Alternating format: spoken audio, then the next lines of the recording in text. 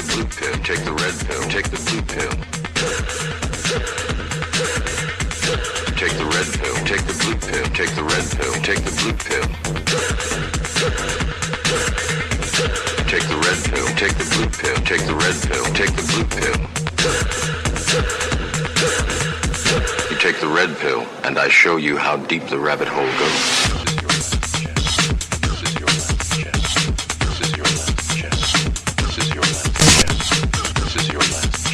This is your last chance. After this, there is no turning back. You take the blue pill, the story ends. You wake up in your bed and believe whatever you want to believe. You take the red pill, take the red pill, take the red pill, take the red pill, take the red pill, take the red pill, take the red pill, take the red. You stay in Wonderland. You stay in Wonderland, and I show you how deep the rabbit hole goes. You're listening to the Red Pill Reality Show with your host, Riscala, every Saturday night from 9 p.m. to midnight.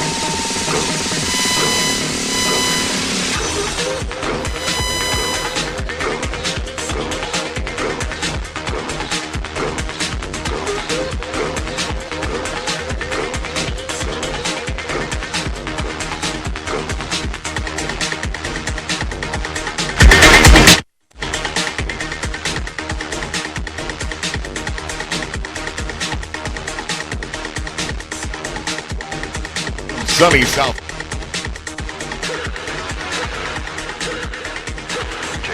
Holy smokes. And now your host, Riscala. Oh my goodness. I can't believe it. All right, it is the Red Pill Reality Show. I am your host, Riscala. Is this one working? I know that you're afraid. Oh, it is working. You're afraid of us. Lord have mercy. You're afraid of change. That's right. I don't know the future. Neither do I. I didn't come here to tell you how this is going to end. No. I came here to tell you how it's going to begin. That's right.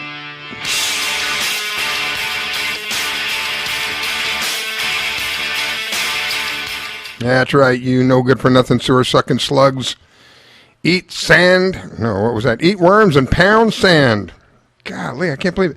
You know, before I come on the air, I do a dry run, right? I make sure that the first computer's working okay, the second computer's working okay, the sound is working okay. I'll be a son of a gun. When I go live, it's like the gremlins jump out. All right, he's live, jump now. And nothing worked. And then, I think it's working. Let's see. Yeah, it's working now, but it wasn't working before. And then my board went down. Well, the board was the power supply plug had slipped out because I'd moved the board around a little bit. Oh my gosh. All right. Well, anyway, thank you. I really appreciate you guys tuning in, listening, letting me to share with you some of the things I'd run across, my opinions, some of the facts that I have, and some of the rants. Oh God, I'm driving down the road. I'm driving down the road, and I come to a stoplight, and I'm in the middle lane, and there's a car on the right of me, and there's a car on the left of me. I look over to the right. There's this young lady. She's maybe in her 20s, maybe. Windows rolled up, air conditioner's on, and she's got the mask. Look over to my left. There's a good old patriot with a Trump truck. And sporting the dirty beard, I call it, the kind of, not quite a beard, but not shaved in about 5 or 6 days. Hey, he's munching on something. I don't know what he's munching on. But he's having a grand old time in his truck. No mask. To the right of me, mask. To the left of me, no mask. I swear I'm going to go nuts before all this is over. Oh, Lord. All right. So this last week, we had a group of doctors that came out, America's Frontline doctors. And the spokesman for the doctors, I'm trying to pull up her name and I can't find it anyway. The spokesman for the doctors said something very important. They said, we are here to help America heal. We are here to provide hope, to let people know it's not necessary to live in this fear that has been predominantly spread all over our country. Now, I know a lot of you that listen to me are not in fear, and I'm grateful for that. But I'm telling you, there are people out there who are deathly afraid of this thing, deathly afraid. I think I've shared with you before, I was at a grocery store. I saw an old man pushing a cart, and he's probably in his 80s. He had a mask on. He had 10 or 11 things in his cart. Barely walked, the poor guy. As I approached this guy, I wasn't anywhere near 6 feet. I was, I don't know, 10 yards. Oh, no, not 10 yards. I was probably 10, 12 feet from the guy. I said, sir. No sooner than I finished the word, sir, he let out a blood-curdling scream, get back! Startled me. I said, yes, sir, and I walked away, and I felt sorry. I almost was in tears. That there's people that are so afraid of this virus, that this media has driven people to the point of so much fear that they are absolutely terrified of a stranger walking up and helping them.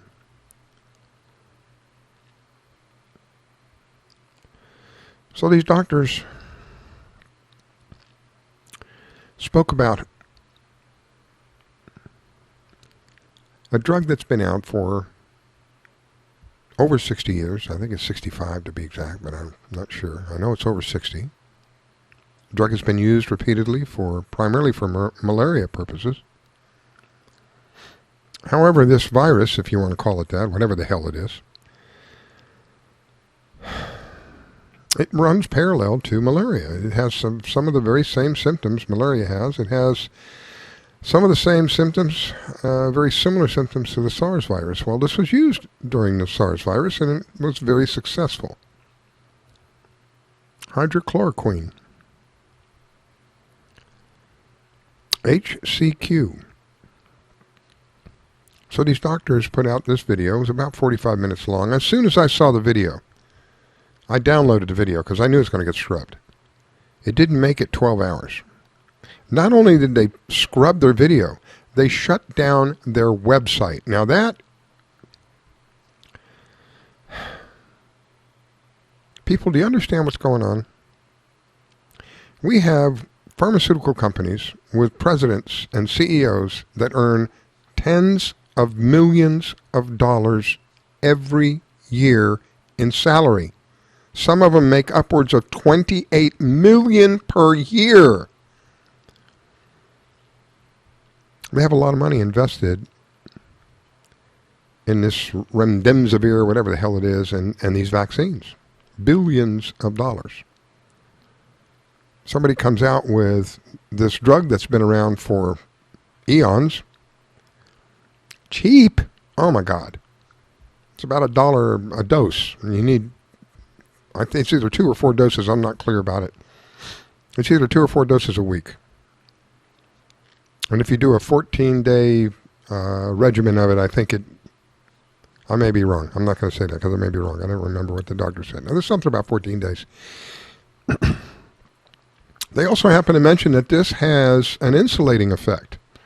What they mean by that is that if you are somebody who's like a teacher, frontline worker, somebody who's exposed to a wide variety of people, and the possibility of you contracting this virus are extremely high, or higher than the normal person, there's nothing normal anymore, then you could take this as a preventative. I have a funny feeling that there's a lot of them up there in the White House that are taking it as a preventative. I know that the president admitted he was taking it. And you saw him walking around all over the place without a mask. Probably, in my opinion, that's why. He knows he's on this drug that acts as an insulator. What happens with this drug when it's circulating through your system? It's like... I can't think of a good analogy. It's kind of like when you have a wire and you have rubber or vinyl around the wire so you can touch that wire without getting shocked. It's an insulator. It doesn't allow the electricity to flow through it. When your body is on this stuff, it insulates your cells. What happens is if the virus is able to attack your cells, it stops the duplicating process. So it stops the virus dead in its tracks. Now, some of these doctors claim that this is a cure.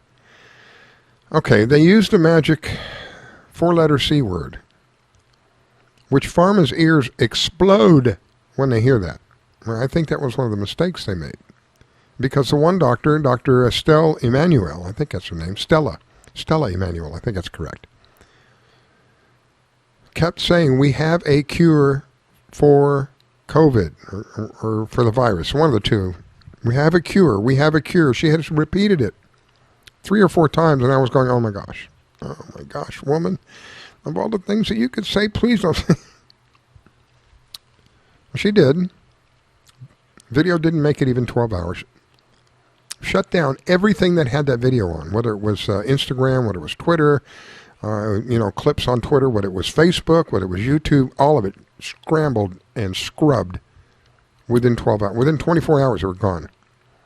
So what I did is, of course, as soon as I saw it, I downloaded the video and I have a copy of it, and I uploaded it, and I continue to upload it. People need to know. The next day, these doctors, by the way, were holding this press conference on the steps of the Supreme Court steps in Washington. So the next day they came out and they said, you know what? We're not backing down. People need to know about this. You scrubbed our website, you scrubbed the videos, but guess what? We're still here and we're still going and we're still doing. These doctors, they call themselves frontline doctors, I believe, because they literally are the ones treating patients daily of this dreaded thing, whatever this is. Italy says it's bacteria. People over here say it's a virus. I don't know. I'm not a doctor. I'm somebody who can read and come to a logical conclusion. My logical conclusion simply is this. There are corporations who have invested billions of dollars in vaccines, who have promoted that vaccine heavily, who are trying desperately to get legislation for mandatory vaccines in order for us to continue our daily lives. They want you to be able to have some kind of proof that you have been vaccinated. They have billions of dollars invested.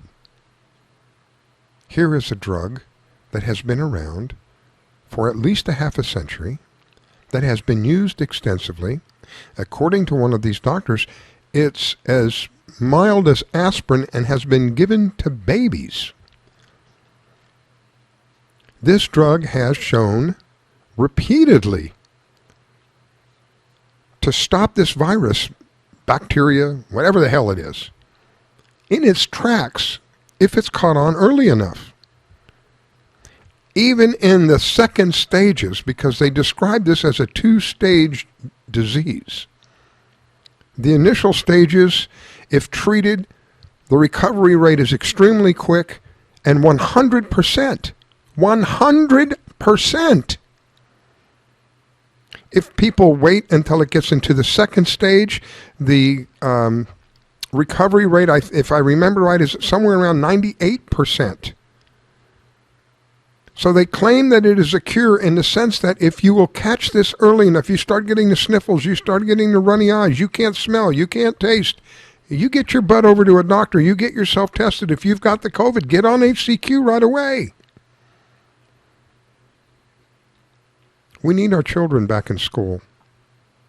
I have grandchildren. They are so stressed out. It brings me to tears to watch my grandchildren so stressed out because they can't go back to school. How many of you remember what it was like to go back to school? Imagine what it would have been like to have no school whatsoever, no social interaction. And they want these children to stay 6 feet apart, to wear masks all day long. This is the most unhealthy thing that we can do for our kids. These doctors have testified that there has not been a single incident in the entire world where a student has passed this disease on to a teacher. Not a single incident. If you give the children HCQ, which acts as what they call a prophylactic, an insulator, if you give the teachers HCQ, which acts as a prophylactic and insulator, why can't our children go back to school without the damn masks, without the 6-foot stuff? It's becoming more and more difficult for me. I try to maintain my professionalism on the air, but it is becoming more and more difficult for me to describe things without using some really nasty language. Because that's how I feel inside. These people are absolutely nasty. The commissioners here in Palm Beach County had a meeting prior to mandating the masks. I was supposed to go to that meeting. Thank God I didn't go. Thank God. My son surprised me with a fishing trip, one of the best fishing trips I've ever been on in my life. Had I gone to that meeting that morning, I would probably end up in jail. Because as my friends testified to these people, they literally laughed at them. Laughed. This is the kind of mentality many of the people who are in authority have today. We are better than you.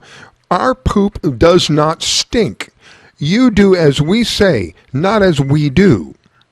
Mr. Fauci, out on the field, wearing the mask, looking like a good old boy.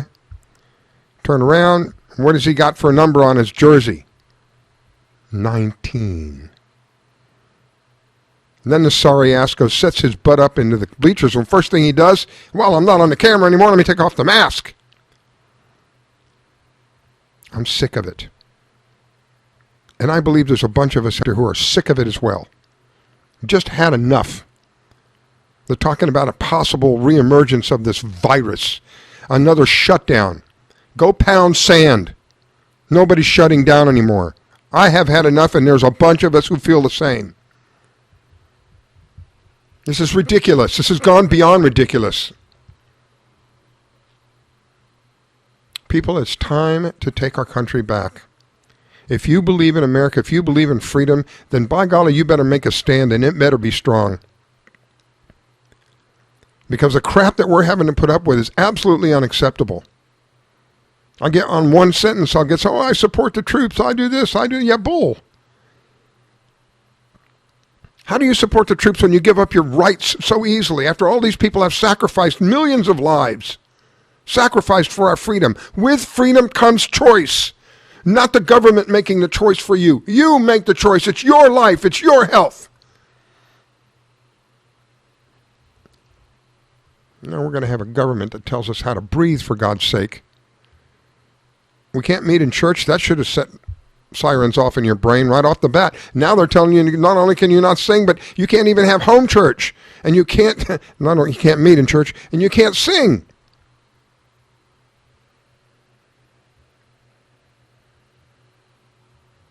And they want to defund the cops. Here's how comical this is about defunding the cops. Listen to this. Hello, Clark's Cops. Oh, someone's breaking into your house right now? Okay. So for 2 cops to show up to defend you, just to be there with the president with sirens, is $79.97. Do you want them to be armed? Okay, that's another $149.97. And I need to pay $79.97 for each cop that shows up to your house. That's 2 cop minimum. So it's about $160. So total, you're looking at $497.97 for a cop, 2 cops to come there and assist you, but they're not allowed to fire their weapon. If you want them to fire their weapon, that's another $997.97, plus $40.38 for every round. They're breaking in right now? Where's your credit card? All right, you can wire to us, but we're not going to be able to come out until the wire's complete. Oh, they're choking you? Are you dead? All right, we lost another one. I know it's funny, but it's serious. They want to defund the police. These are all steps in literally crumbling our society and destroying our country.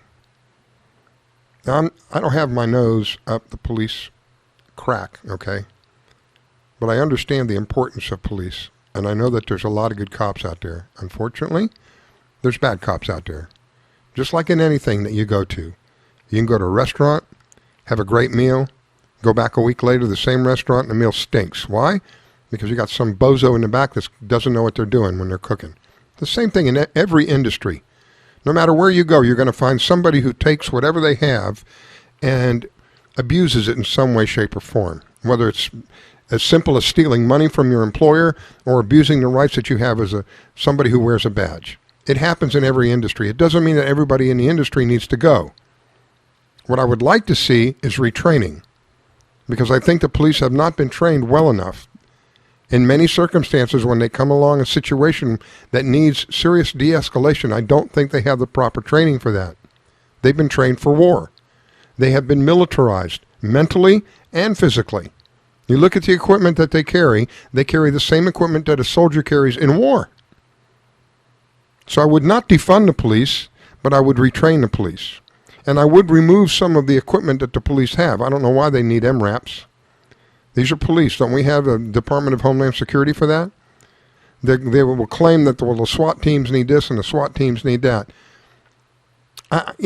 If you have a police department with an individual SWAT team, I guess that's okay.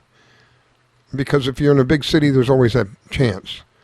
But there's no point in the entire police department becoming a SWAT team, and that's what I see happening more and more. The mentality of many of the police are not well trained, the best I can tell you. I mean, I've seen some of them, they're just thugs with badges, some of them, and it makes it more difficult for the good guys. But to defund the police is another step in the deterioration of our society and the furtherance of the destruction of this country.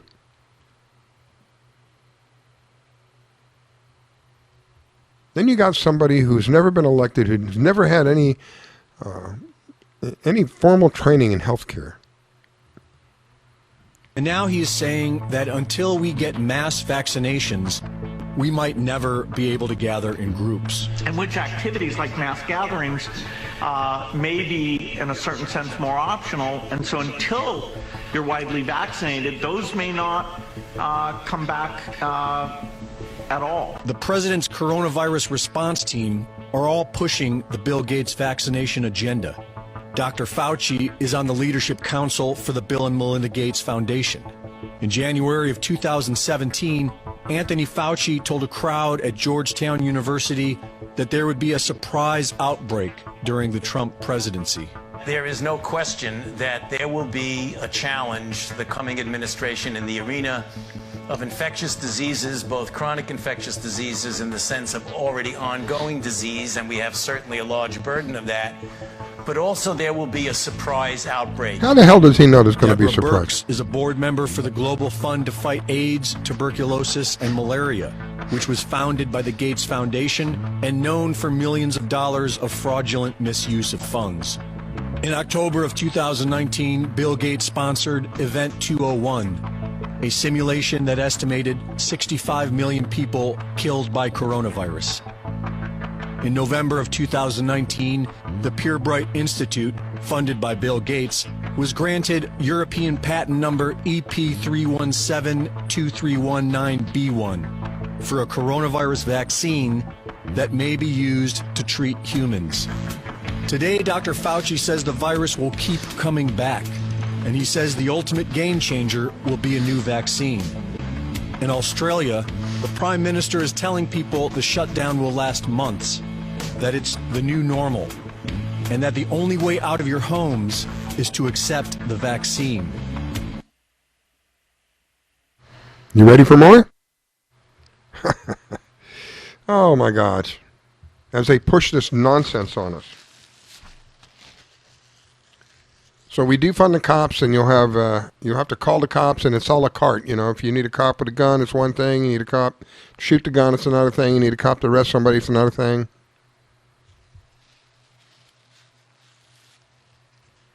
Meanwhile, they got everybody worried about this virus. And wearing the masks. It's all, wear the mask. It's not about the masks. In 4 months, the United States transformed into an obedient socialist country. Government dictated what events were acceptable and what events were not to attend. violent protests that instill fear are okay. But church services, family funerals, and patriotic celebrations are dangerous. Dangerous for the peasants as the celebrities and the politicians attend a funeral while telling you, no, you can't see your mom in the nursing home. Sadly, America bought it. Bought it without a fight. Standing in graduation line is a safety hazard. Small businesses were forced to close, but crowds to support the corporate money machine at Walmart, Lowe's, Home Depot. All of that is okay. Come on, it's just a mask. Besides, there are safety precautions to consider. How about a little hush money? Here's $2,400 that we stole out of your paycheck in the first place. Enjoy it. Buy something with it. Preferably, you'll buy something from a big corporation that will give us big donations at election time. Cash is dirty. We don't give change. There's a coin shortage. Use your card. In 4 months, they have convinced you to use a traceable card for everything. In less than 4 months, government closed public schools, then restructured education under the guise of public safety. In less than 4 months, our government demonstrated how easily people assimilate to guidelines. Guidelines that have no scientific premise whatsoever when you are fearful. In less than 4 months, our government successfully instilled fear in the majority of the population in America that allows them to control every aspect of your life, including what you eat, where you go, who you see, right down to your toilet paper. And the most dangerous and the most terrifying part of all of this, people are not afraid of the government who has removed their freedom. They're afraid of their neighbors. They're afraid of their family. They're afraid of their friends. And then they hate those who won't comply. It is absolutely terrifying to me that so many people don't question authority. They're willing to surrender their critical thinking skills and independence. They just give up without thinking, without a fight. Do you know what's coming next? It's just a vaccine. Come on. It's for the greater good. Yeah, well, you just wait. Wait until you're told that you're not able to enter a store. You're not able to enter a business. You're not able to go anywhere without proof of a COVID certificate of vaccination ID. If you don't have a COVID, if you don't have a way of proving that you have been vaccinated, you won't even be able to get on a plane. You think I'm exaggerating? It's already started with the masks. How many places do you go where they demand that you wear a mask?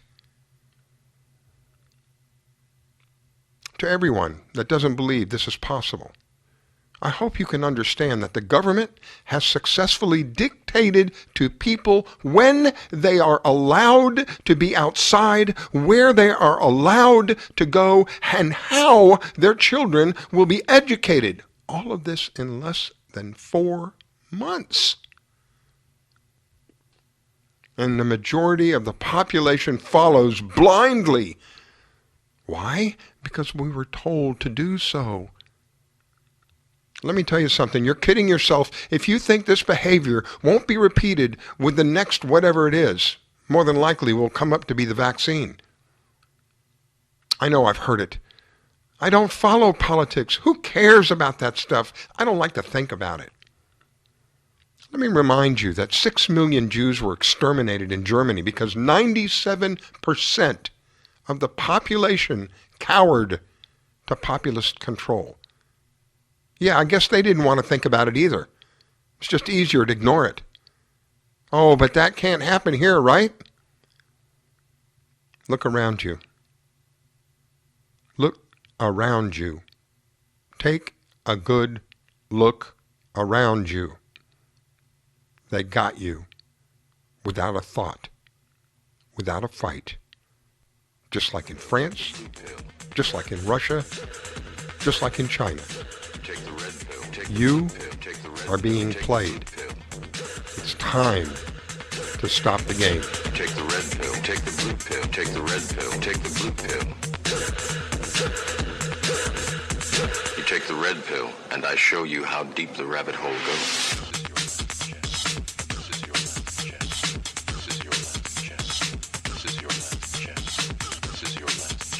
This is your last chance. After this, there is no turning back. Hi, this is Michael from WCETradio.com and the new show Inside My Head, which airs every Monday at 7 to 8 p.m. Do you have depression, anxiety, bipolar 2? Maybe PTSD, OCD, or ADD?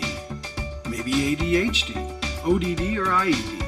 Then tune in right here on WCETradio.com or come to our Facebook fan page, where we open up our emotions and rid ourselves of the negative stigma attached with our disorders. Call in, talk freely with no judgment, 803-369-3654, and that's on our Skype line.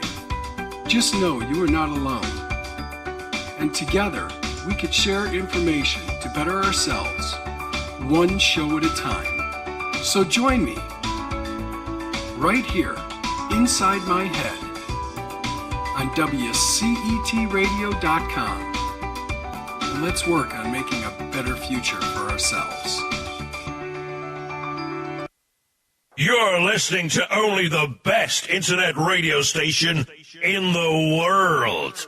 No, the universe. WCET-FM. Carolina Radio, Columbia. WCET-FM invites you to join the hosts and listeners alike in our new chat room located on WCETFM.com. Your talk station and now your chat location. Just go to WCETFM.com and click the chat and listen page. It's that easy, so hurry up and we'll see you there, my friends. So go to www.WCETFM.com. Do you need toner for your Epson, Hewlett-Packard, Canon, Brother, Apple, or Sharp printers? Look no further than Laser Technologies. In business for over 20 years, they offer the lowest prices on toner on the web. They can also repair your laser printers and toners fast and easy. Call their expert staff today at 561-792-9600 or email us at service@laser-technologies.com for all your toner needs. All toner is shipped nationwide. Why wait? Get the lowest prices on toner. Call or email us today. Pet Connect Plus offers a connection to your pet, living or past, with the use of Tarot. Ruby, the owner and intuitive reader for Pet Connect Plus, will make a connection to your pet for guidance on specific questions in general past, present, and future readings of your pet. A connection with an owner and a pet together will run $55 for 50 minutes, or a connection with one pet alone is $35 for 30 minutes. What a deal. Pet Connect Plus can be found at PetConnectPlus.com and on Facebook at Pet Connect Plus. Connect with Pet Connect Plus so we can make a connection with your beloved pet to provide them with a fulfilling and rewarding relationship with you. Get connected today. PetConnectPlus.com. WCET-FM says size does matter. We have a large variety of free radio archives for you to go back and listen to. Size does matter, and WCET-FM's archives are huge, with shows like Money and Change, Bare Knuckled, Kindness Beyond the Veil, Supernatural Realm, Show Us Don't Tell Us, The Red Pill Reality Show, The Podstitute Podcast, Dinner with the Klings, In Contact with Dr. Rand, Uncensored, and even our flagship, Late Night in the Midlands, all free. So don't hurt yourself because it's really big. Go big or go home. WCETFM.com. WCETradio.com, your home for talk radio and free radio archive. You enjoy WCET Radio? Are you addicted to the wide variety of topics and personalities? Do you know we depend on you to survive? Well, we do, and that's why I'm asking you all to dig deep into your pockets and spare a little change, so we can bring you change, whether it's natural cures or news blurbs, archaeologists or psychologists, scientists or evangelists, even UFOs and the flipping of our poles. We have it all right here on WCET Radio. So come on over to our website and contribute today, because without you, there is no us. WCET Radio. We cover everything. Take the blue pill. Take the red pill. Take the blue pill. Take the red pill. Take the blue pill. Take the red pill. Take the blue pill. Take the red pill. Take the blue pill. You take the red pill, and I show you how deep the rabbit hole goes.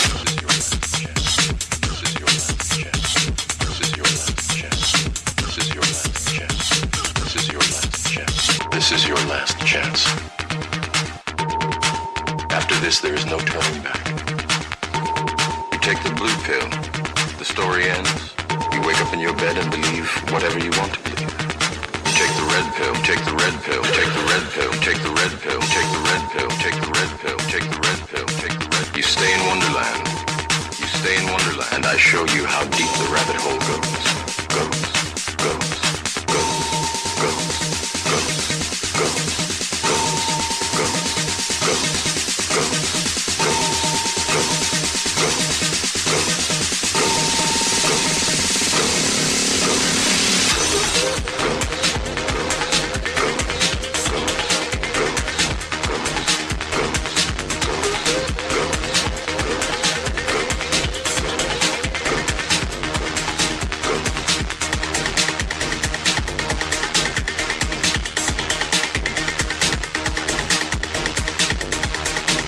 Now, from sunny South Florida, it's the Red Pill Reality Show with your host, Riscala.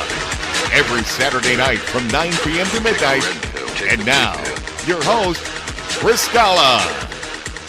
Take the red pill, take the blue pill, take the red pill, take the... All right, we are back. I think.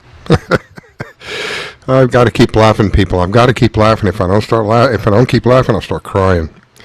What a sad, pathetic situation I find myself in. I go out, go to the store. People think I have the bubonic plague, for God's sake. That's the latest thing that's out, by the way. Bubonic plague. That's the latest disease. Over there in Colorado. Yeah, we found a squirrel and he attacked somebody, and now that person's got bubonic plague. The corona's fizzling out, and now we're going to have bubonic plague. All right. Well, I can only do what I can only do, and I do the best that I can in trying to get the message to people. Some people think I'm full of feces, and they have that. You have a right to think that. Other people just think I'm crazy. And you have a right to think that.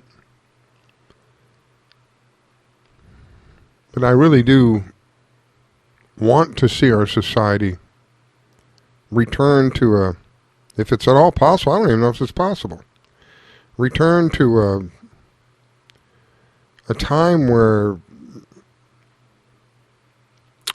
things were different. Things were so much different. All I can see is more and more havoc, more and more chaos, more and more fear, constantly perpetrated by the media. The president has said repeatedly the media is the enemy. I 100% agree. Not every one of them, but generally speaking. The media is the enemy. The media controls what you hear. They even tell you when you're watching that television set. You know, it used to be in the old days they were straightforward about it. They would just come right out and tell you.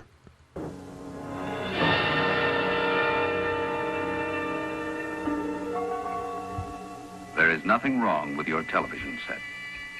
Do not attempt to adjust the picture. We are controlling transmission. We will control the horizontal. We will control the vertical. We can change the focus to a soft blur or sharpen it to crystal clarity. For the next hour, sit quietly and we will control all that you see and hear. You are about to participate in Unfortunately, it's not the hour. You are about to experience the awe and mystery which reaches from the inner mind to the outer limits. Yeah, they tell you for the next hour, yeah. If it's for every time you turn that TV on, it's not for the next hour. They tell you they're programming you. Stay tuned for our next program. We'll be right back with our program. They tell you what they're doing. I've said this many times. These are sick, twisted people. And I don't know if it's a law or if it's some kind of agreement. I don't know. But I can tell you, I am certain of what I'm about to say is accurate. They have to tell you what they're going to do before they do it. There are many times that I can see where we have been told of what is coming. Sometimes it's encrypted. Sometimes it's just flat out in your face. But we're always told. I know this may be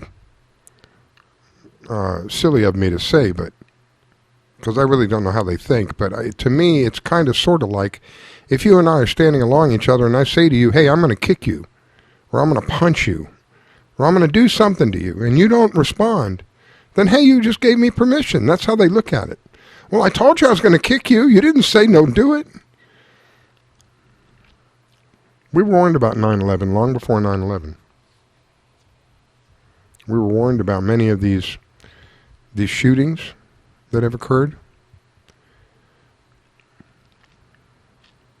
They have to tell us what they're going to do before they do it.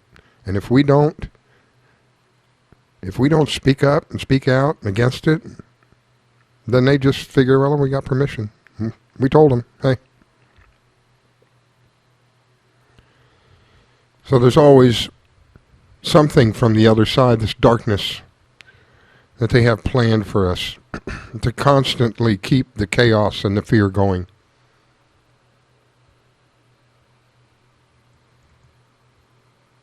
What we're actually seeing is the systematic implementation of the fall of the Republic and the rise of the corporation of the United States.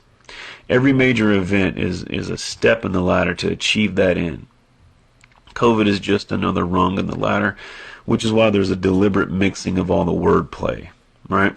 I mean, we should stop calling it, quarantine. That's a term designated for people that are verified sick.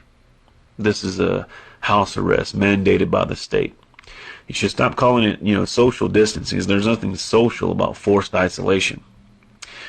We should stop saying safer at home when millions of Americans don't have basic necessities adequate to fit their needs. It assumes that everybody's home is equally as safe as the people that are making the statements. We should stop saying, this is for the greater good, right? When you close the economy, killing millions of businesses that families have worked generations to establish, that's anything but good. We should stop saying this is the new normal. That's just blatant mind control drivel. There's nothing normal about forced isolation, treating your neighbor like they have the plague, breathing your own bodily waste, wearing masks, living in constant fear of contamination. That's normal. I mean, after all, if the virus is so deadly, why hasn't it wiped out the homeless who don't social distance, wash themselves regularly, let alone, live in or have access to a sterile environment? Last year, 1.5 million people died of tuberculosis. Why were you not wearing a mask during the tuberculosis pandemic? You were endangering, public health and safety along with billions of other people around the globe. So why didn't you wear a mask? I'll tell you why. Because the mainstream media didn't tell you to wear a mask. Right? And so because though 1.5 million people died from tuberculosis, there was no tuberculosis pandemic any more than there's a coronavirus pandemic. What you're really participating in is a beta test for AI systems and facial recognition. See, these cameras work best when people are, distance apart. Now they're actually testing through machine learning how to recognize, a face that's partially covered. It's also a way to easily determine who's compliant and who's not. Who does the propaganda work on and who it doesn't? Now get this, there's some ironies that are here, right? A society that kills millions of babies a year for convenience has shut itself down to prevent adults from dying. People that on the one hand slaughter babies in the womb by the millions are now preaching to the masses about the sanctity of human life. It's double speak, double talk. It's the two doctrine policy. One for the initiated, one for the uninitiated. One for the inner circle, another for the masses. It's like saying, if I violate the stay-at-home order, I can be arrested, but you're letting convicted criminals out of prison so they don't get coronavirus. Thesis, antithesis, synthesis. If there's a real pandemic, does it require, faulty virus models, rigged test results, 81% false positives, inaccurate news reporting, staged hospital overruns, manipulated death certificates? Nope. When the government shuts down millions of small businesses but doesn't lay off any government employees, it's not about the health. When the state bans dentists from practicing but deems it necessary for abortion clinics to stay open, it's not about your health. When the state prevents you from buying seeds for your garden but allows you to purchase lottery tickets, it's not about your health. An institution that has the ability to destroy all of Earth through alleged nuclear warfare should not regulate personal self-defense. An institution that's caught trafficking drugs shouldn't be able to regulate plants. An institution that's racked up $23 trillion prior to coronavirus in debt shouldn't be allowed to manage the retirement fund. An institution that was caught spreading STDs should not be allowed to run health care. If people are really concerned about public health and safety, in general, but they don't care if people eat garbage, drink poison, smoke cancer, and take prescription drugs, but think that toilet paper, hand sanitizer, and masks are going to protect them from the boogeyman coronavirus. This is a special kind of stupid that I can't address here. You should ask yourself a couple basic questions. When did you consent from you creating a government to serve you to you serving the government ruling over you? If you want to know, who's in charge, just think about who you can and can't criticize. Amen. That's exactly what it's about. Who you can and cannot criticize. Because those are the people whose behinds are on the line if this president continues. I can't believe it. I thought I guess the easiest way to explain what I want to say is, the more I know, the more I realize I don't know. The more I realize how little I know. The more I begin to, what's the right word? Process, I think would be the correct word. The more I begin to mentally process just how sick, evil, and huge this darkness is that is on this earth. It goes into everything.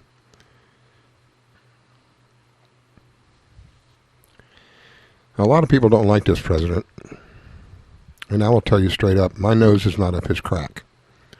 There are things that he's done that I'm not happy about, but he's the president. I will tell you that I do feel generally, overall, I think, in my opinion, when all is said and done, he will go down as the greatest leader of our time, ever.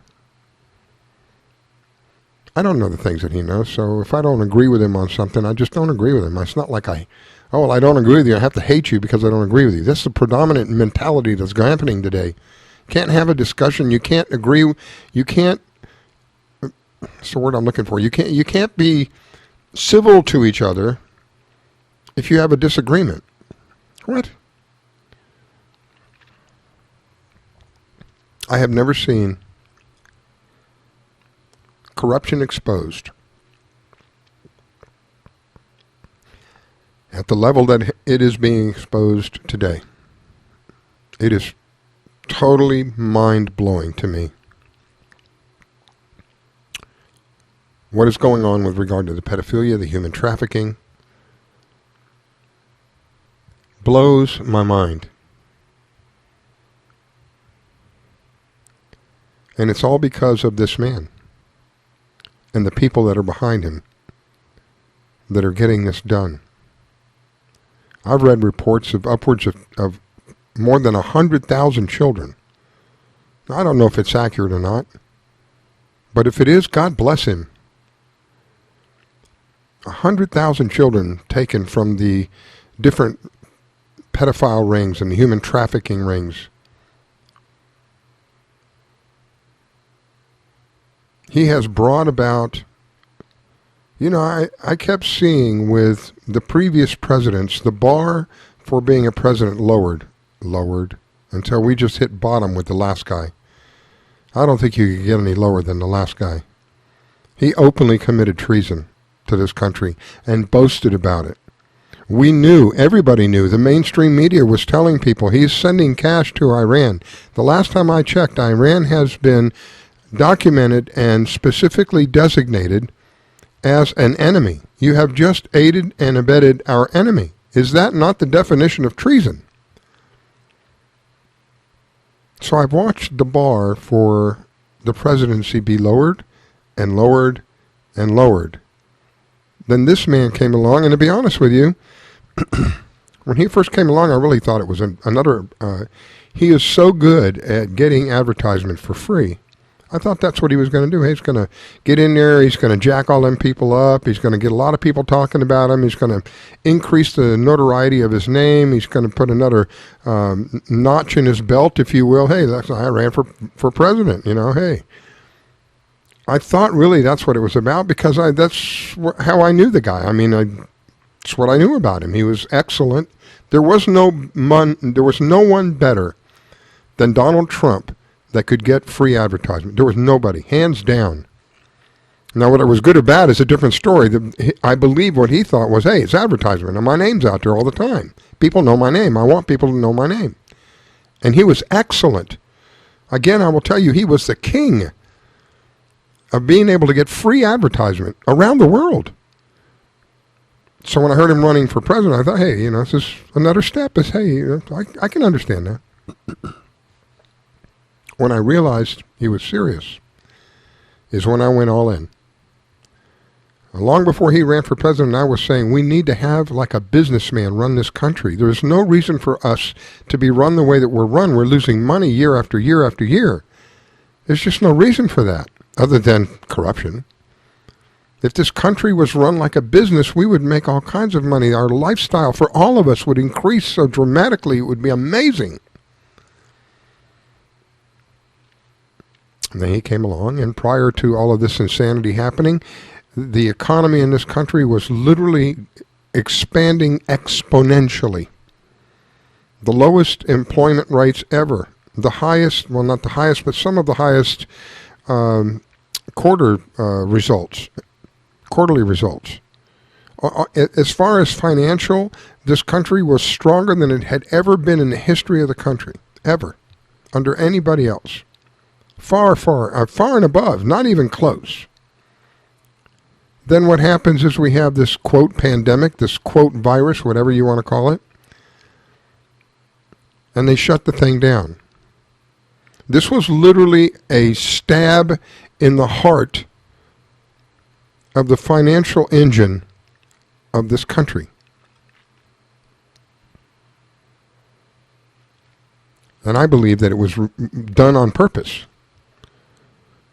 There's no question that the virus, the bacteria, whatever you want to call it, I'm trying to think of that other name that they referred to, exomes, I think is what it was called. They found that when cells are infected and they have waste matter that they extrude this, I think that's the right word, they spit it out. They spit out this waste matter, and this waste matter looks just like a virus. So there are some scientists who theorize that this is being caused to people because of a poisoning in their system of some sort. Either it's radiation poisoning, or it's food poisoning, or it's environmental poisoning, but it's poisoning of some degree that's occurring within the person's body, and as a result, these exomes, I think is what they're called, this waste material that comes out of the cells looks identical to a virus. You can't tell one between the other. I mean, I've seen the pictures. According to the pictures I've seen, let me put it that way. According to the pictures I've seen, the microscopic pictures that were taken, they compared the two of them, and they look identical. They look like twins. So I don't know what it could be, It doesn't surprise me. Any of us who know what's going on know our environment is absolutely destroyed with all the garbage that they do to us day in and day out. I had these people come by here every night at midnight. This truck will come by, and I know it because of the sound of the truck, and they're spraying. They're spraying, I think, for mosquitoes, but God knows what they're spraying. And who knows how toxic that stuff is. I noticed that they do it at midnight because they don't want anybody around when they do it. God help the animals that are out there have to breathe that stuff. I remember as a kid running behind the mosquito truck. DDT, I think that stuff was. So we know that our environment has been contaminated tremendously. So I don't know. I've heard several different things. All right, so let's see. We've got, it looks like Milo. Milo, is that you? It is indeed me, Riscala. How are you tonight? Good. How are you, my friend?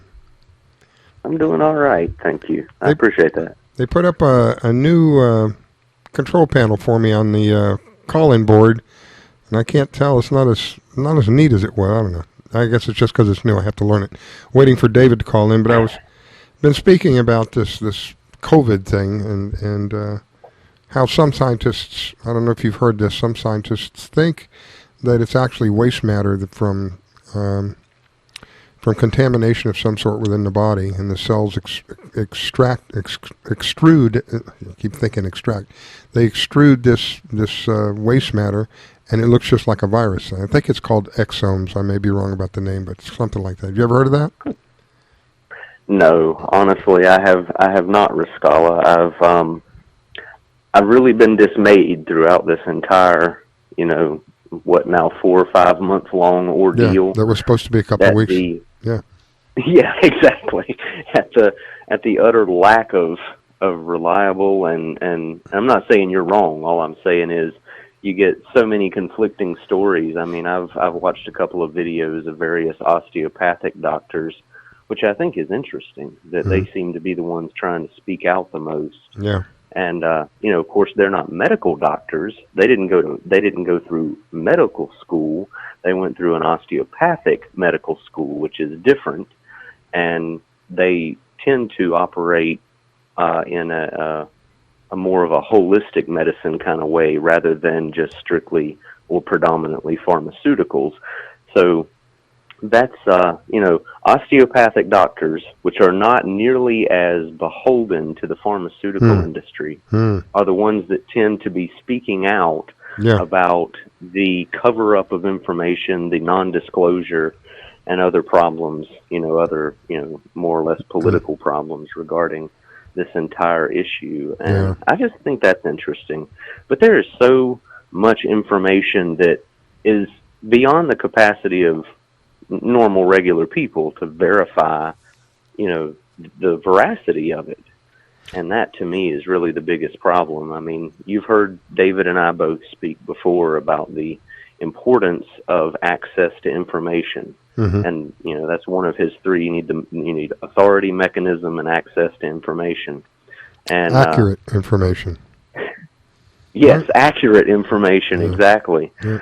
So, no, I have not heard the specific points that you were just trying to allude to, but I have followed a little bit of it. I don't know what to believe, man. That's really the bottom line. I just don't know what to believe. Well, I'm just taking my chances. I go by doctors. Now, I don't think these are osteopathic doctors that came out. One of them was an emergency room doctor. One of them was a pediatrician, I think.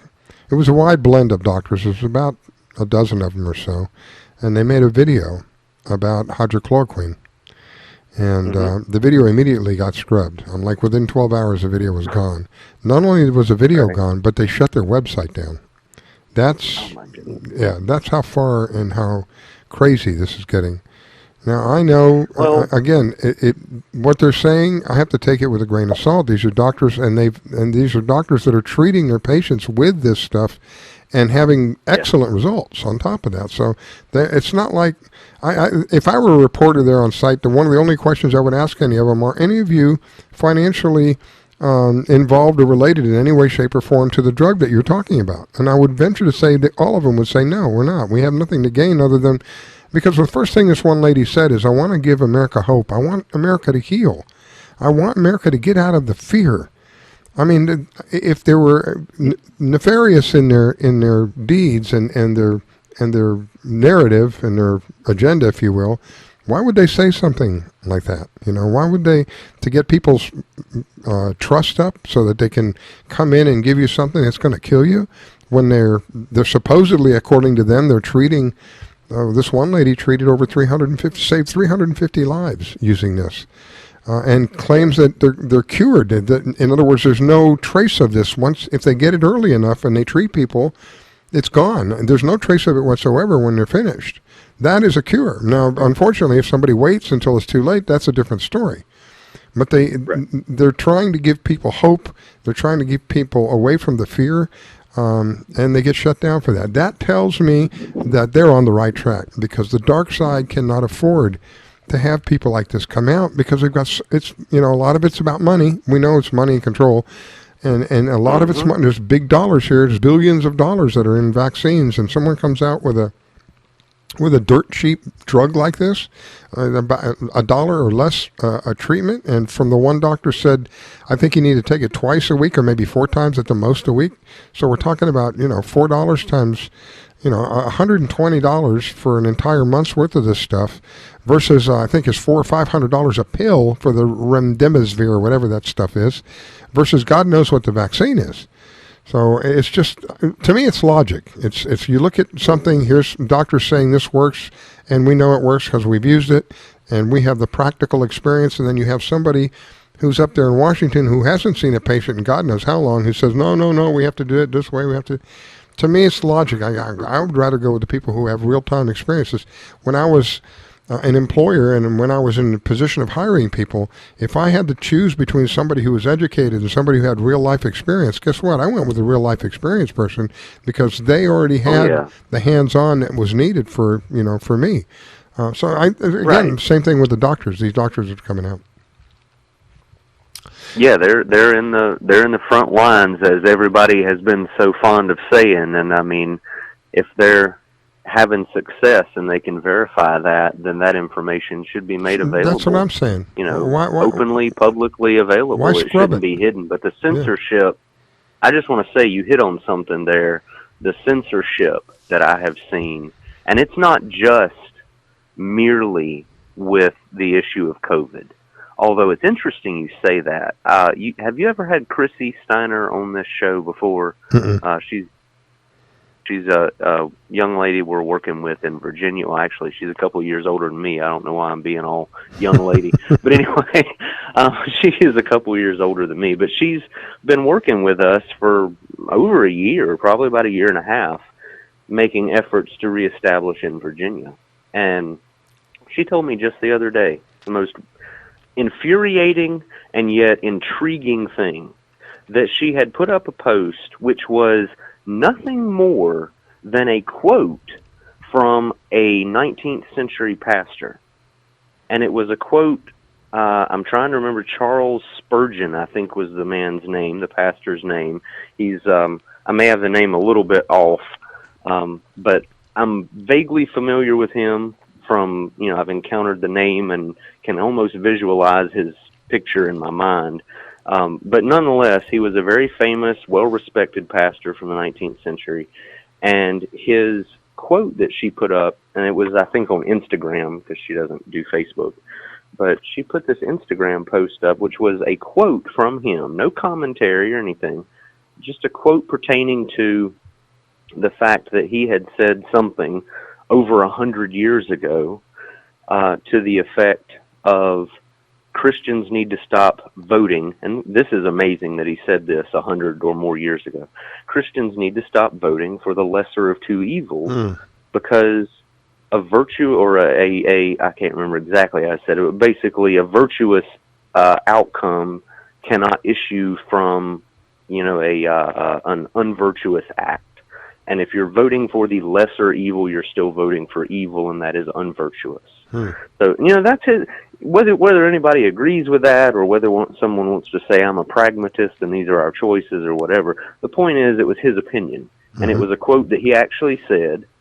And Instagram, so this is the interesting part and the infuriating part, Instagram chose to delete the post. It sent her a notice that said that she had violated their terms of service, and they were deleting her post because it was spreading false information. And they apparently, she told me they cited something about COVID, and how that's related, how that quote is related to COVID, I have no idea. They freak out. But anyway, they freak out if it's anything. Nuts. The censorship is insane, man. It's crazy, and all of these platforms do it. They did it to the president. Can you imagine? Twitter did it to the president. There is no shame anymore. But that's absolute censorship. I think we've got David. Welcome. Hey, David. Hi, guys. How are you tonight? I hope you can hear all right. Oh yeah. I'm fine. Yeah. So we well, you suffered. guys keep talking. It's all good stuff. We suffered through the hurricane, and I took every. Oh yeah, I didn't really. Yeah, that's right. It flew kinda, over you guys first. We're waiting on it to get here. Yeah, kind of headed your way, Milo. It's right to our east right now, so because I'm 2 hours north of you, or about an hour north of you, Rascala, so it's still coming through here. I had absolutely. Did y'all have much damage? I had nothing, zero. Wasn't even a thunderstorm. Now, a couple of friends of mine, I guess as the bands come through, it depends on, but a couple of friends of mine had some serious winds come through, a couple of trees knocked down, and some heavy-duty rain. I got none of that. In the area that I'm at, I guess we got in between the bands, and so we literally just got a very little bit of rain. That was it. I thought it was still coming tonight, so I had no idea that it's not, that it may be gone by us. I think 8 o'clock was the time when it was going to be, right off of Palm Beach. I have to go look. I'll look in a minute and see, but I think it was around 8 o'clock tonight. So it's 10 now, so it should be pretty, working its way north of me and headed your way, David. We'll see. Yeah, headed your way. Anyway. So we have some. I hear that we may have some new news regarding the reestablishment. Well, I don't know if we have new news. We have news. We are making progress, and there's a team of folks that are looking at the documents that we got written for Florida. So, in a matter of a little time, we will be ready to start getting the word out to people in our state and trying to get the change moving down the field, as I like to say. So I've got several people that are people of prominence. They're not necessarily political leaders or anything, but they're people that have shown the capability of doing things in their lives that others recognize as being significant, that are interested in talking to us about this. Cool. And so, I mean, this is not going to be a small thing when we get the ducks in a row in the Sunshine State. It will be something that people will have to think about and, understand. They're going to have to give it some consideration because things were done in the past that shouldn't have happened, and there's got to be some accountability. Amen. At least in the sense of folks having to look at that information and decide whether the people that did what they did then really should have done what they did then. And if there's implications from that, those have to be taken into consideration. You got to stop this stuff of, just kind of allowing people to just brush over things because they happened in former times. If they're impacting us now, if they're causing consequences now, then they still are relevant, and they still must be dealt with. So it's going to be interesting to see where things go in the next few weeks. Well, I was at a meeting with a young lady by the name of Chris Ann Hall. Do you know who that is? You ever heard of her? I do know who that is. I had a meeting with her at one point too. It's very interesting. I won't say any more. Very interesting young lady. She's an attorney, a constitutional attorney. And I didn't, unfortunately, I didn't have time to really speak with her. She just kind of gave a little. I actually had I did a special version of the Red Pill reality show for that, and a couple of hours long. And she told us a little bit about where she's coming from, the Constitution and all that. I wanted to ask her if she was aware of what happened in 18... Oh, she's actually been in a forum with John. Oh, really? And she didn't come down on the same side. Oh, my. So, yeah. Chris Ann Hall, if I may, that's recorded. Just offer That's this recorded. real quick. We're not saying anything that's in any way... No, it is. It's on YouTube. It's recorded. You can go watch it. Mm-hmm. Wow. She's very good on original intent, Riscala, and I have nothing whatsoever bad to say about her with regard to her, her comprehension of the Constitution as it was originally intended. Mm-hmm. She's absolutely correct on 99.99% of everything that she says, in my opinion. However, we did have a debate with her and another constitutional scholar as well. It was a panel debate. There were three of them, and I'm not going to mention the other lady's name. It doesn't matter. She's also on the YouTube video. But it was at a PatCon, a Patriot convention several years back, and John Ainsworth, I wasn't directly involved in it in an official way, but I was there.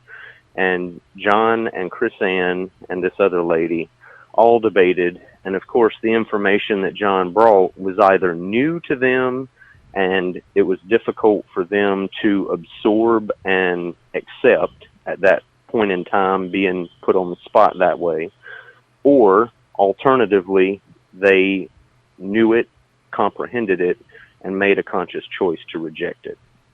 But they do not believe that there was an overthrow of the states. And I mean, from my point of view, Riscala, that is a very obvious thing. I mean, when you change the political body of a state, literally change the legal status of the people who constitute the electorate, that is creating a new state. And when you do that by military force, then you're doing it illegally.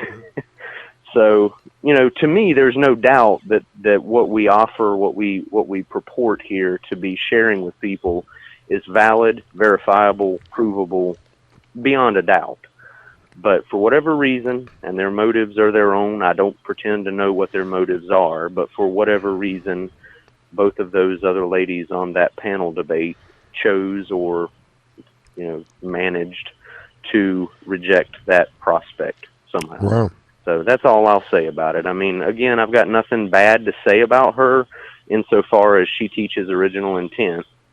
And I don't know if she listens to your show or if she'll get wind of this, but I'm not trying to talk ill about her. Mm-hmm.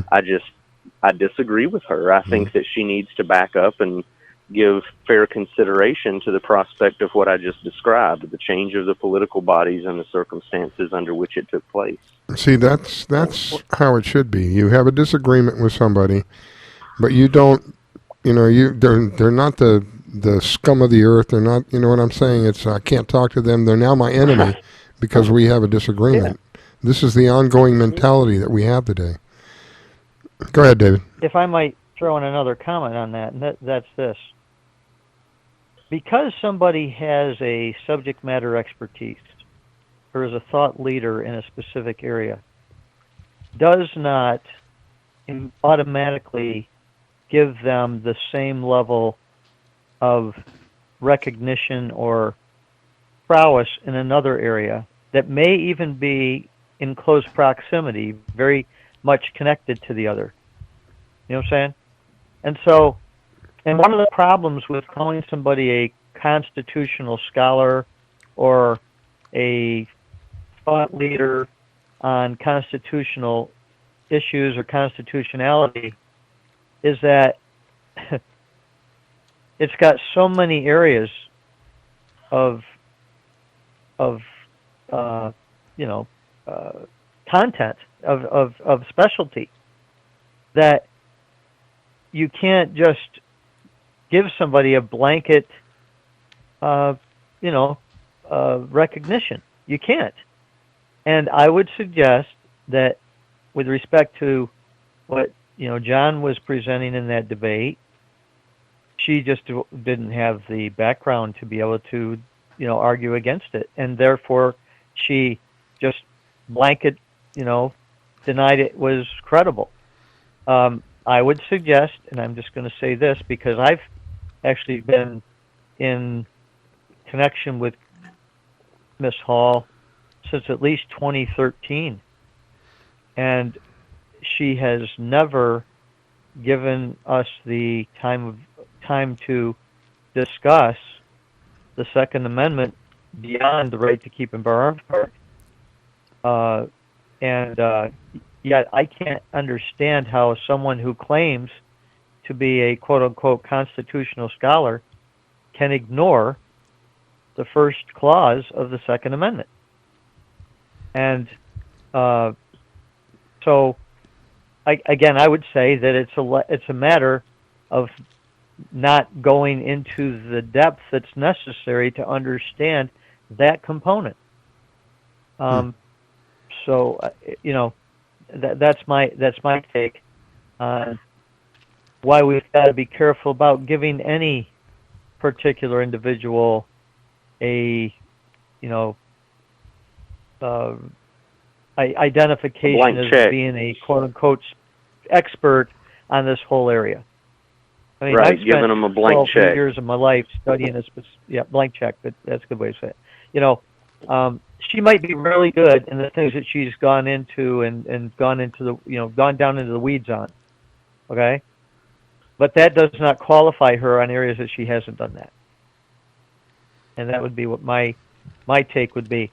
We can certainly bring her up to speed, but she's going to have to spend some time, humbling herself, putting aside the ego, and looking at it from a objective point of view as best you can. I say that in light of this. One of the things that we're trying to get clear in some people's heads right now, as we're trying to move forward in different states, is the fact that there seems to be a lot of egotism associated with people that are involved in the quote-unquote militia movement and who are involved in trying to rescue us from this mess we're in. I was on the phone just the other day with a lady here in Florida who's very smart, and she is a thought leader on sustainability, on the whole Agenda 2030. Brilliant woman. And she observed something and said to me, there's a bunch of people up in the Jacksonville area who are attempting to get together to figure out what to do. And what she said to me was, the only problem, I was going to go to the meeting, but the problem I have is it's a bunch of people coming into the room who all think that they know the answers, and I'm afraid they don't know any of the answers. And that seems to be a rather common problem, that people all of a sudden see something's a mess, and they think they're going to figure out in just a few days how to fix it, when it's got to take a serious amount of study and thinking and going into a lot of stuff if we're going to come up with something that's going to have any sense of benefit, especially when we didn't get into this whole mess overnight. 150 years has gone into this mess. I would like to suggest that it's more than just that it's going to take a considerable amount of study and thinking. I would also like to suggest, and David kind of hinted at this when he said putting our egos aside, it is a very rare person who is humble enough to go into such a meeting as that or the ones we've been having and be able to actually say, I'm here to learn as much as I might be here to teach. And That's got to be the first thing that we've got to be willing to say.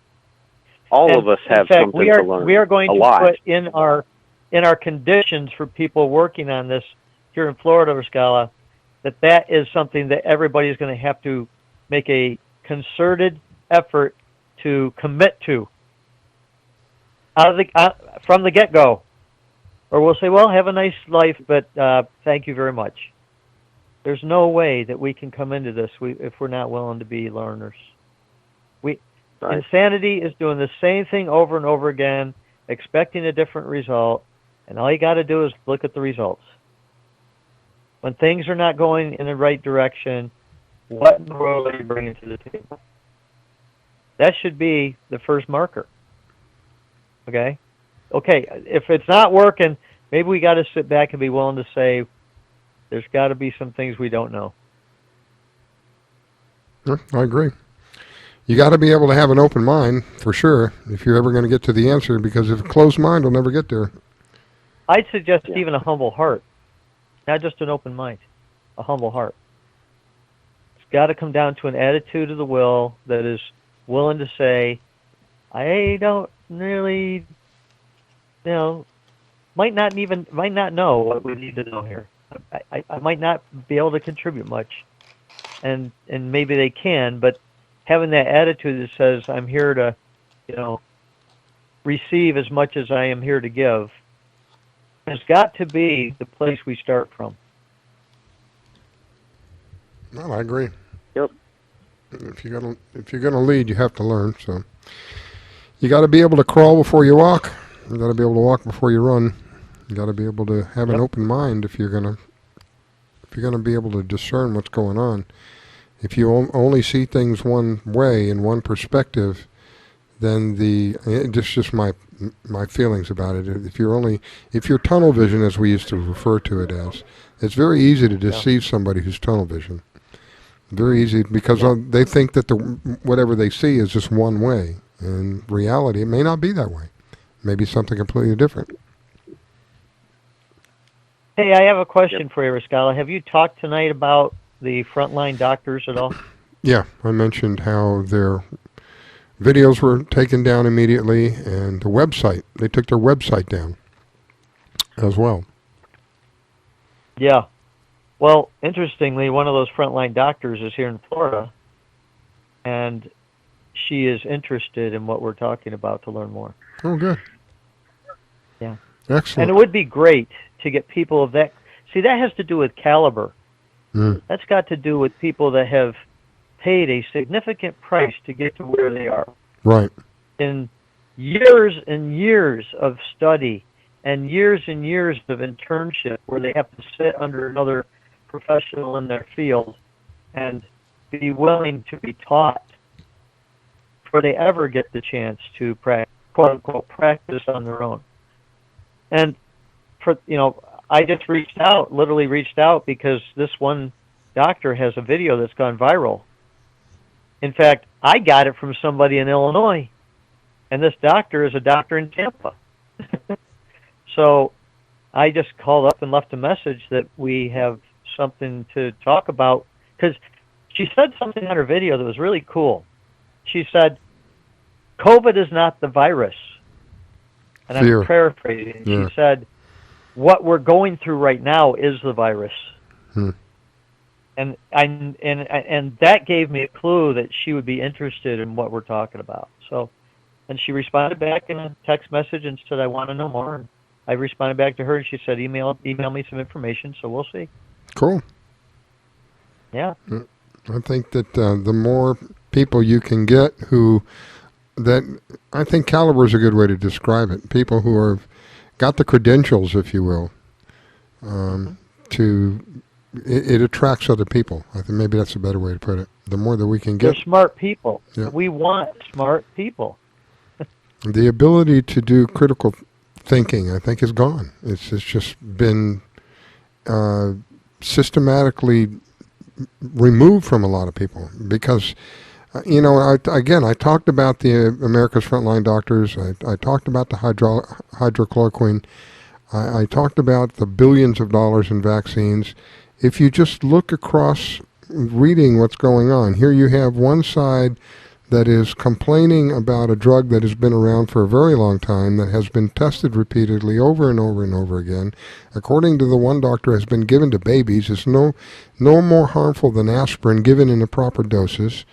Then you have another side that complains about that drug, saying that drug is dangerous, people have died, it's done heart damage, it's blah, blah, blah, blah, blah.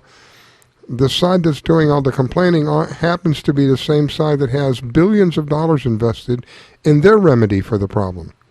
So it's pretty obvious to me what's going on. I don't need to be a doctor to figure that out. To me, it's just a little logic. You got one side who's coming out with everything to lose, literally everything. They're going to lose their jobs, they're going to lose their career, they'll be vilified, they'll be discredited, everything.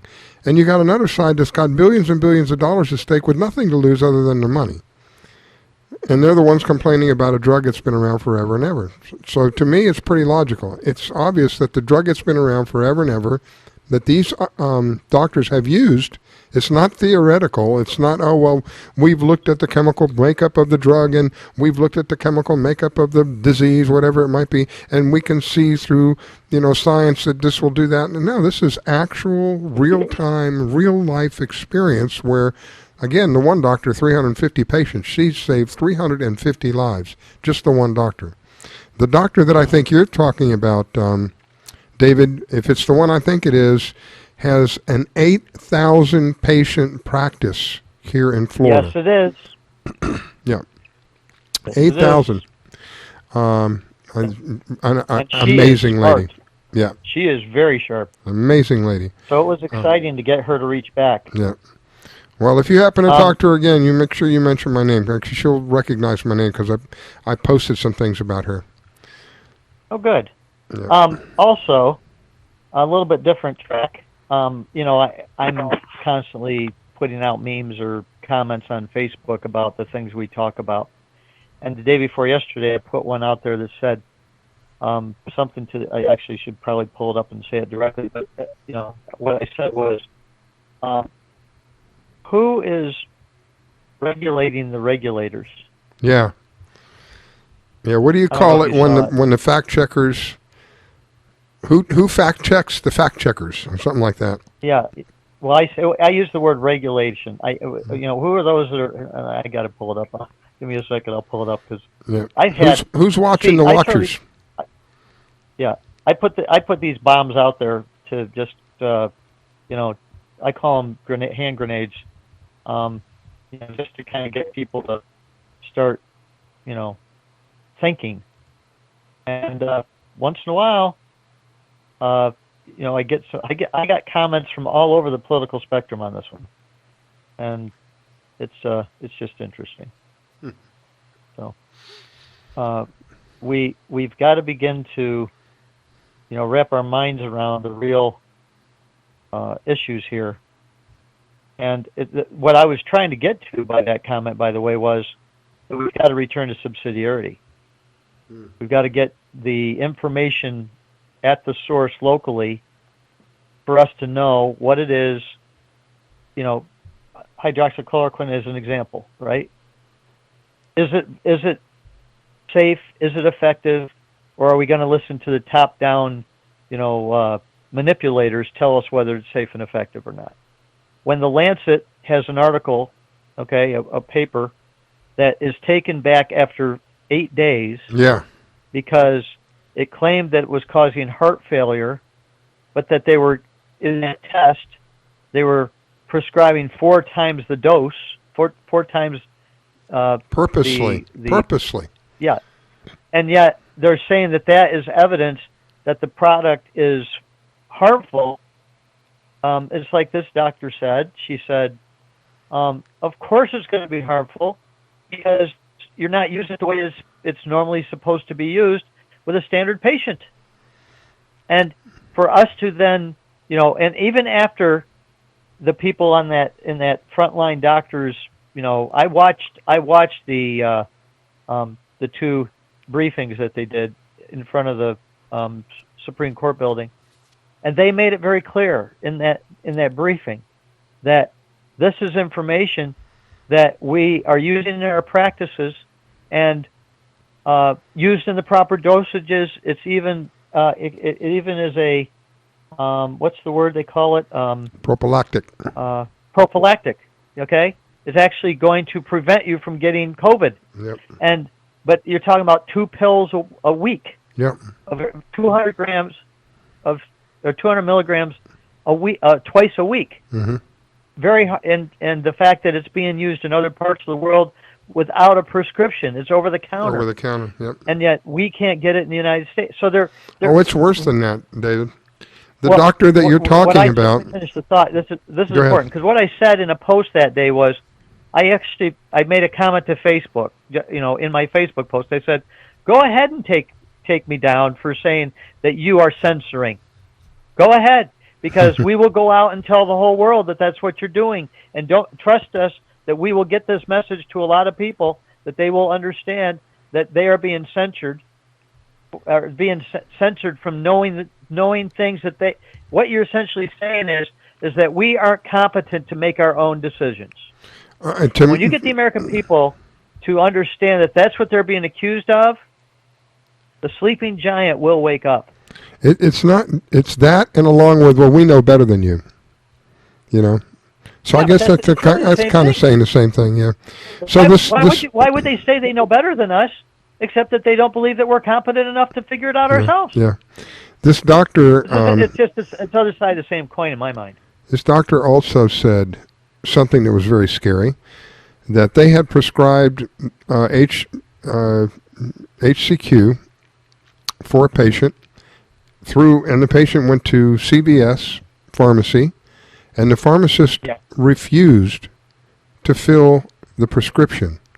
In other words, the pharmacists have been told now that if somebody files for this prescription, you're not allowed to fill that prescription. They're not allowed to prescribe it. She called up and she called these people up and asked them what is going on. I'm the doctor. This is my patient. I know my patient. You don't know. You've never met my patient. You don't know my patient on the level that I do. I know what they need. How dare you? And they said, well, that's too bad, basically. Never before has this ever happened. This is how deep and wide this goes. Where a pharmacist steps in and says, no, I'm not going to fill your prescription. Your doctor doesn't know better than me. Right. Well, let's turn this conversation a little bit, because I know Milo probably is going to need to go soon. And let's talk about what the implications of this are, in terms of where we are and where we're heading with the things we've talked about for 32 shows now. Are you still there, Milo?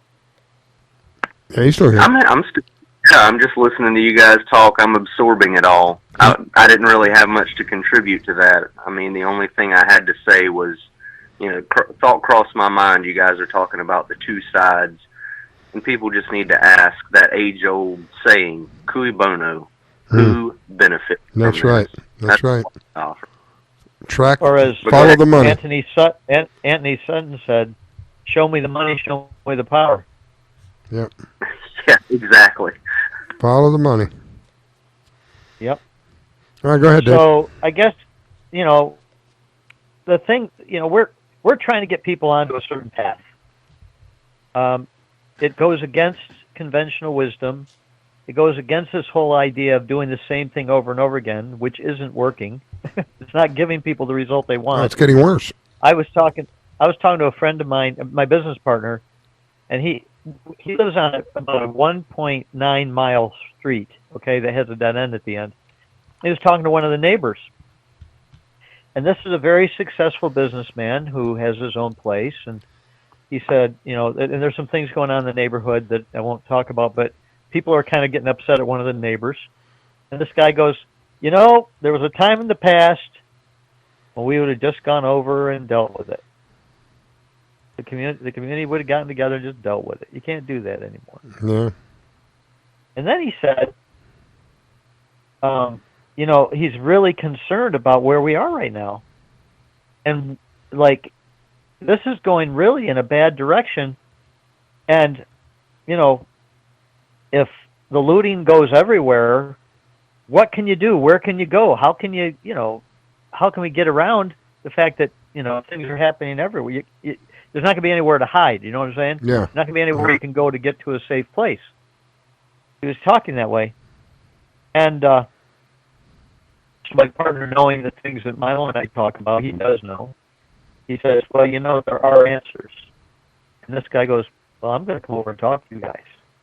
Because we need answers. You see, so it's now getting to the place that people are starting to ask that question, what do we do now? Yeah. And so even, these things are happening. We've seen all kinds of things happening. Censorship of professional doctors and, by the government. And they come back, and the funny part is they come back with the exact same storylines again. Like, that the drug that, that Mr. Trump was taking is, really not helping him. And we have these 8 studies that show that this is true, even though they were debunked by these doctors. they say that they're the frauds, they're the kooks, and we're the ones that are telling the truth. And the American people are seeing through this. It's obvious people are seeing through this. So the question then becomes, okay, so what do we do now? How can we move forward? What is it that is going to get us to a place where we, don't end up with society completely ripped apart and being, people say that there's going to be a civil war and all this stuff. How do we avoid that track? And it comes down, first of all, to people being willing to learn, being willing to take the time to dig in and find some resources that are going to be a help to them, like this show, like some of the reference materials that we've talked about, americasremedy.com and CCAC-US and RT2A.org, and my book, which is up on your site. Now, I'm not trying to I don't make a penny off the book. I give it away, so it's not like we've got to get the information into people's heads. Knowledge is the greatest weapon that we have to defend ourselves with. If we don't have the knowledge, then... Beyond that, we're going to have to start getting organized. We are going to, in a very short period of time, literally probably within the next 4 to 6 weeks, I believe, maybe a little longer, but I'm going to say I think it could be that soon. We are going to literally begin to share this in counties across the state of Florida. Great. And just let people come to their own conclusions.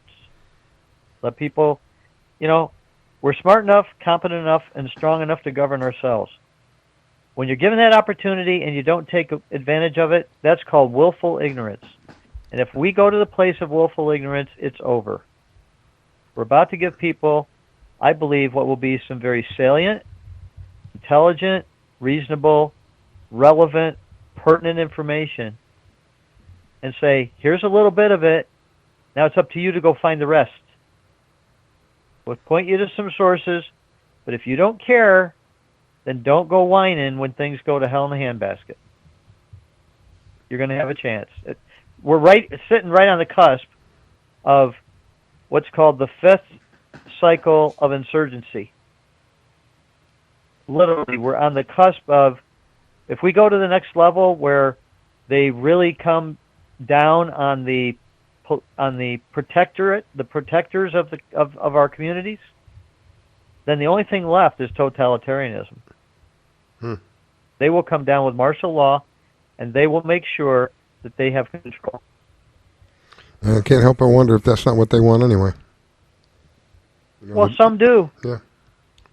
But many of us don't. Here's the thing that I always like to try to get people to understand, Riscala. They are people. They aren't anything special. They just happen to have vested authority. And we don't. If we are on a level playing field, it changes everything. And that's what we have to figure out how to get there as fast as possible. I think that's what we're trying to tell people. Let's get it on the level playing field. Mm-hmm. So, Milo, what are your thoughts on what I just said? Anything you can throw in? Well, I'm just absorbing what you're having to say. I mean, I don't disagree with anything that you said, David. That's why we're working together. But I don't know that I've got anything off the top of my head to contribute at this point in time.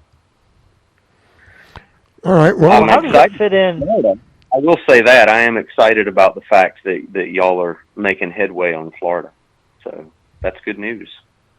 How would this fit in what I'd said? How does it fit in with the things that you know from the reestablishment side?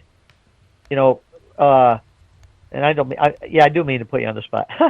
That's all right. Well, I think the thing that you mentioned. The thing that you mentioned, the concept that we've mentioned 100 times on this show probably about vested authority, is really the nexus of where all of this comes together. Because people... take that to the standing place. Take that to the standing piece, because I think that's where it goes. Yeah, it is. It is. Right now, the people have no authority.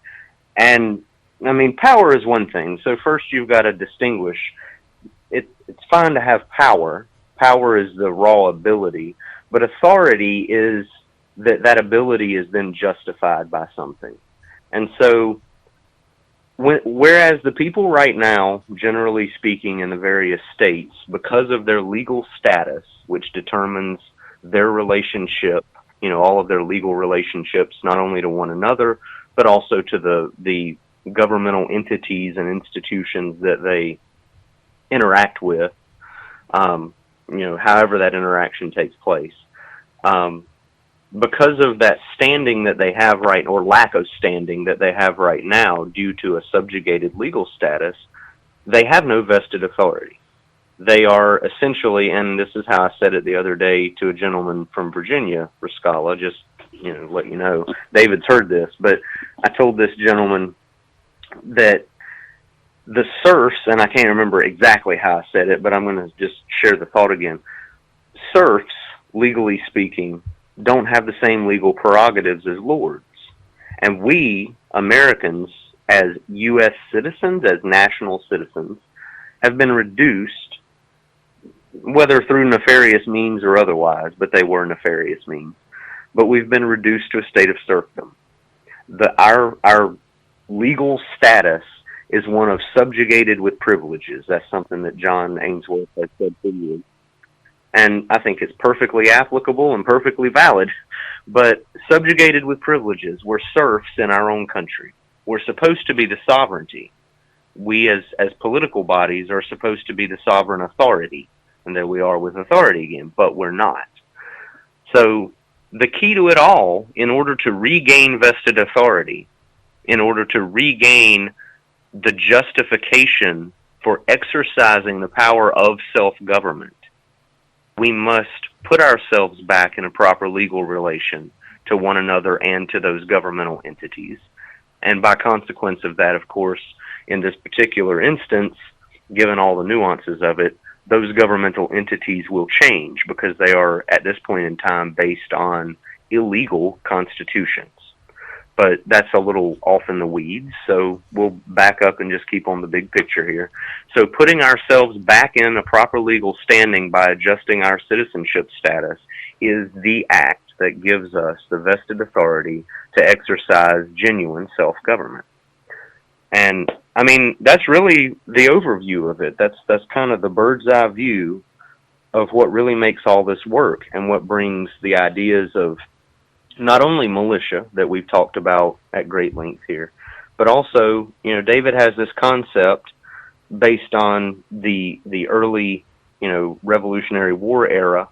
He has this concept about the caucus system, which is essentially a grassroots governmental oversight, a form of organization, popular self-government at the most local levels, that provides oversight for all of the quote-unquote higher up or more, I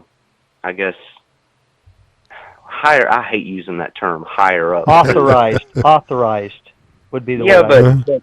But that's true. By law, they're given certain roles that it's like a judge has more authority and is more authorized to make decisions than a clerk in a in the courtroom. In Right, other words, but there's different levels of authorization.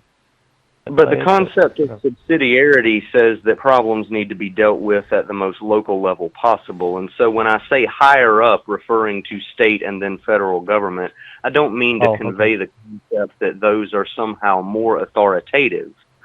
Those are actually servants. They're sort of boiled down. They're distilled. That may be even a better term, that those quote-unquote higher levels of government are really just more distilled, but they are supposed to be in a position and a role of subserviency to the popular, to the popular will. And so the problem there, of course, is one of language, but we'll find a way around that eventually. We'll have a way of communicating where everybody can understand, we're all speaking the same language. But we've had 150 years of people looking to those, quote, higher levels of government, those tiers going from the local, the grassroots level up, and visualizing it in their mind as going up, visualizing it as, oh, well, the state government has more authority. It's a higher level. It's above those at the county or the town level. And then, of course, the federal government, which is a misnomer, but anyway, the federal or national government, as the founders called it, the general government, is even higher. Yeah, that it somehow has even more authority, that it just trumps everything, which is completely upside down and backwards from what it's supposed to be. But that's just my, that's kind of a tangent, me getting off into issues of using the right words to describe the situation. But if we operate at that local level in the right way, and if we, again, coming back to this humility thing, if we have the humility and the open-mindedness enough to objectively look at this entire situation, then there are definitely very clear answers and steps that we can take to reclaim and reassert our vested authority, our authority as the popular sovereignty. And we don't have to put up with this insanity anymore. James Madison in Federalist 39 said a couple things. He said, a federal government vests some supremacy in the united body and some in the local legislature. So the united body meaning the general government, and some in the local legislatures. He says, the areas of local authority are no more subject to the federal authority than the federal authority is subject to state and local governments. In other words, I think you use the word sphere, actually, in their respective spheres. Yep. In the federal system, local governments have areas of supreme power. Local governments having supreme power. Now think of that in light of what's going on today. Sadly, isn't that what they're pulling down in Broward and Dade County? Like dictators, right? Well, except that's coming down from the top. I don't know. Is it They're coming? not making those decisions because they feel like they're doing what the people of the community want. They're being told to do that. Right. Well, yeah, but well, okay. You might be right. You might be right about that. I'm looking at it as wait. Just think about. They're local guys, and they're it's just the power's gone to their head. Is what I'm saying. They're like little dictators down there. Oh no, we open it up. Oh no, we close it back down. Oh no, we open it up. Oh no, we close it back. What the hell, man? Yeah, that's true. But it's and yes, they are usurping their authority by doing this by some supposed executive order kind of bull. Yeah. Because it's another word. It's insanity. Okay, but yeah, but the bottom line is, where is the will of the people in this? Where is the will of the actual populace of those counties? Yeah, it doesn't exist. Doesn't exist. That's what we're suggesting needs to be put back. The caucus idea is exactly that. And by the way, caucus is a we call it caucus because we have a term, Citizens Constitutional Advocacy Committees. And it kind of can be read as the word caucus, okay? It's the idea, a caucus, if you go look up one of the dictionary definitions, says a caucus is a group that is larger than a party, a political party, that is meant for a specific political purpose. Well, all right. Let me take a quick break. Milo, you want to say something before we go? No, I'm good. I appreciate the opportunity, Riscala, but the only thing I think I would say before you take your break is that I do hope you have a good night. I'm going to hop off of here because I've got a full day of things to do tomorrow. All right. Well, I appreciate you taking the time sharing with us, my friend. Absolutely. Not a problem at all. Good to talk to you again. All right, Milo. Thank you so much. God bless you, my friend. Be well. I wish you an awesome week on what's left of it, and I'm looking forward to talking to you again soon. Well, I'm looking forward to, same to you, David. I'm looking forward to referring to you as a state citizen soon, Riscala. Well, you too, David, both of you. Yeah. All right. We'll have to put Congress back. Yeah. All right, here we go. Y'all have a good night. Thank you. Bye.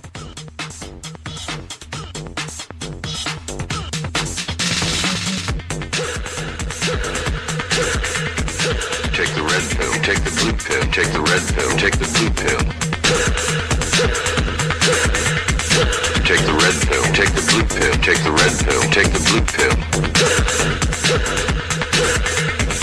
Take the red pill, take the blue pill, take the red pill, take the blue pill. You take the red pill, and I show you how deep the rabbit hole goes. Do you enjoy WCET Radio? Are you addicted to the wide variety of topics and personalities? Do you know we depend on you to survive? Well, we do, and that's why I'm asking you all to dig deep into your pockets and spare a little change, so we can bring you change, whether it's natural cures or news blurbs, archaeologists or psychologists, scientists or evangelists, even UFOs and the flipping of our poles. We have it all right here on WCET Radio.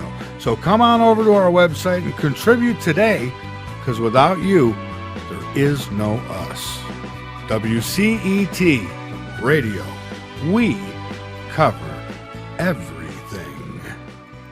You're listening to only the best internet radio station in the world. No, the universe. WCET FM. Carolina Radio, Columbia. WCET FM invites you to join the hosts and listeners alike in our new chat room located on WCETFM.com.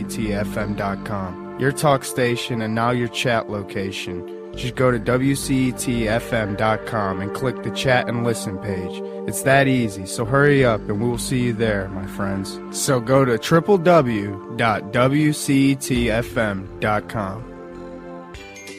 Do you need toner for your Epson, Hewlett-Packard, Canon, Brother, Apple, or Sharp printers? Look no further than Laser Technologies. In business for over 20 years, they offer the lowest prices on toner on the web. They can also repair your laser printers and toners fast and easy. Call their expert staff today at 561-792-9600 or email us at service@laser-technologies.com for all your toner needs. All toner is shipped nationwide. Why wait? Get the lowest prices on toner. Call or email us today. Pet Connect Plus offers a connection to your pet, living or past, with the use of Tarot. Ruby, the owner and intuitive reader for Pet Connect Plus, will make a connection to your pet for guidance on specific questions in general past, present, and future readings of your pet. A connection with an owner and a pet together will run $55 for 50 minutes, or a connection with one pet alone is $35 for 30 minutes. What a deal. Pet Connect Plus can be found at PetConnectPlus.com and on Facebook at Pet Connect Plus. Connect with Pet Connect Plus so we can make a connection with your beloved pet to provide them with a fulfilling and rewarding relationship with you. Get connected today. PetConnectPlus.com. WCET-FM says size does matter. We have a large variety of free radio archives for you to go back and listen to.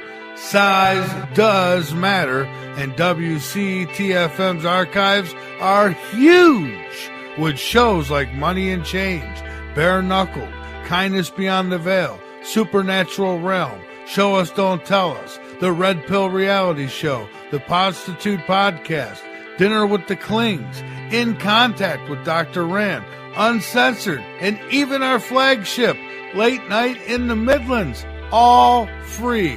So don't hurt yourself because it's really big. Go big or go home. WCETFM.com. Your home for talk radio and free radio archives. Hey, late nighters, you can keep up with all things WCETFM and L&M by joining our mailing list. Just go to the bottom of the homepage and subscribe. You'll get everything from guest info and show info and other important station-related information. So go sign up now. WCETFM.com.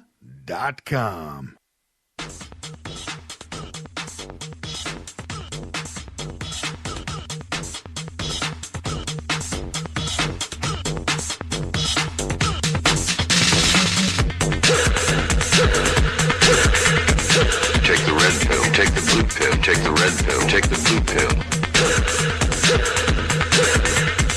Take the red pill, take the blue pill, take the red pill, take the blue pill. Take the red pill, take the blue pill, take the red pill, take the blue pill. You take the red pill, and I show you how deep the rabbit hole goes.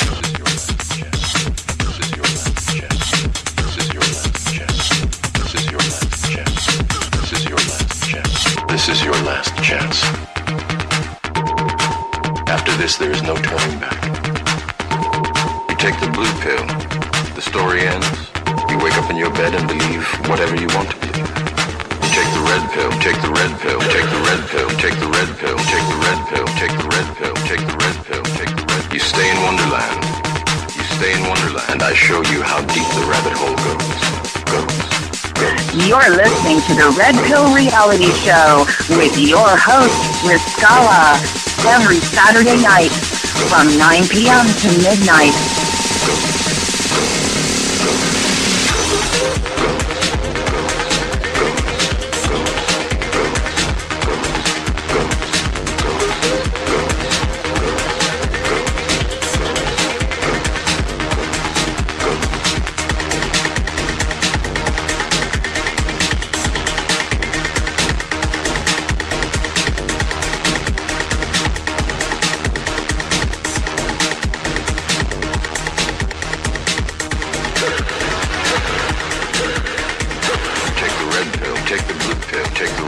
And now your host, Riscala.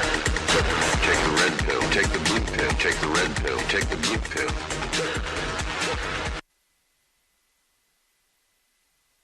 Why is a billionaire from New York who came down from an escalator, who was three times married and twice divorced, the most pro-life president in American history? Why is it that it took a billionaire from New York who was formerly a Planned Parenthood donating Democrat to put Gorsuch and Kavanaugh and 200 circuit court judges on the Supreme Court? Why is it that a guy that never served before in American politics was able to renegotiate NAFTA, get us out of the WTO, tell the WHO to go pound sand, tell the UN to go pound sand, renegotiate NATO altogether, get us out of the JCPOA, make sure those billions of dollars we sent Iran are not going there anymore, move the embassy to Jerusalem, recognize the Golan Heights, deregulate the American economy, make us energy independent, finally build the wall? Why is it that that guy did it?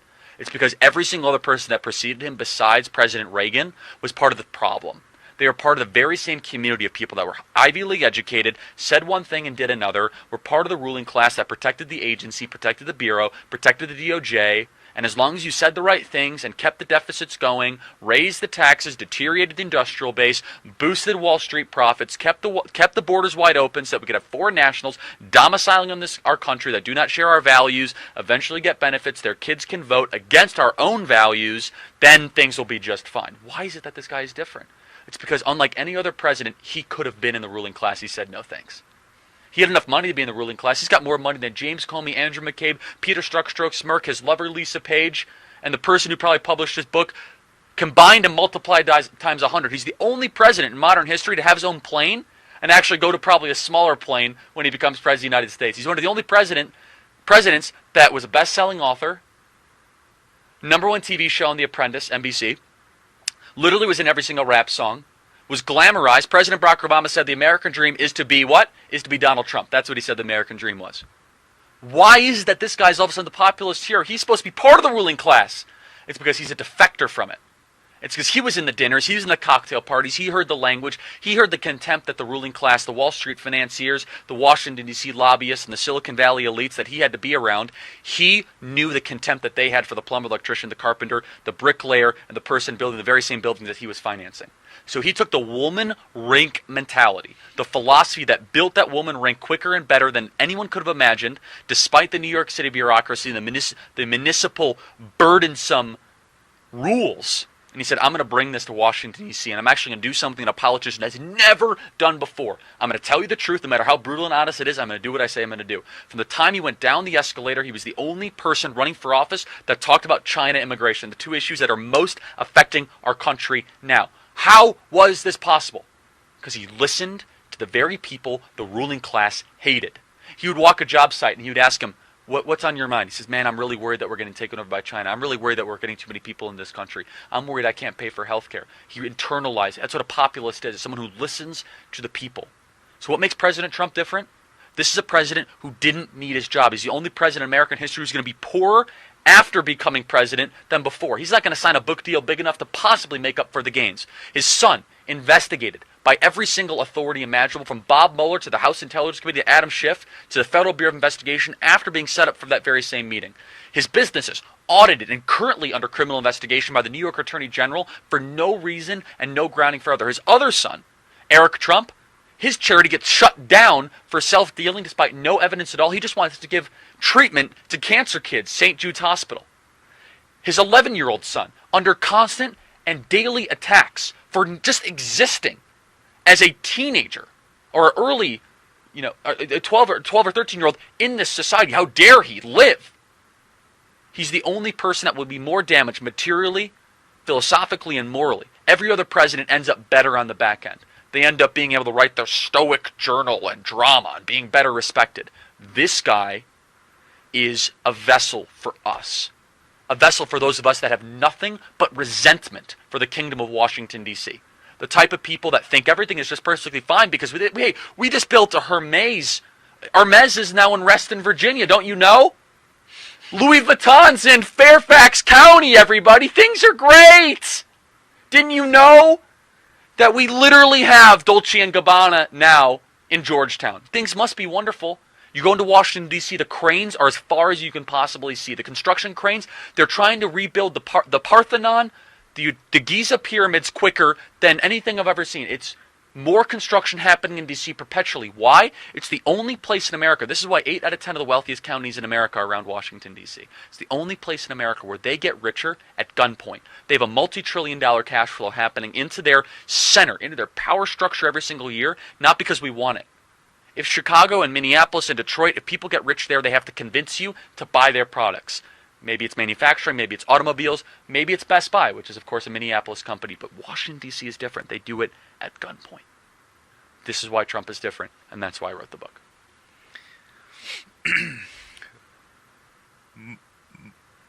Market. Ladies and gentlemen, you will not hear a better argument for the President of the United States than that 2.5 minutes right there. Cut it, mark it, drop it in. I can feel you now. I know that you're afraid. You're afraid of us. You're afraid of change. I don't know the future. I didn't come here to tell you how this is going to end. I came here to tell you how it's going to begin.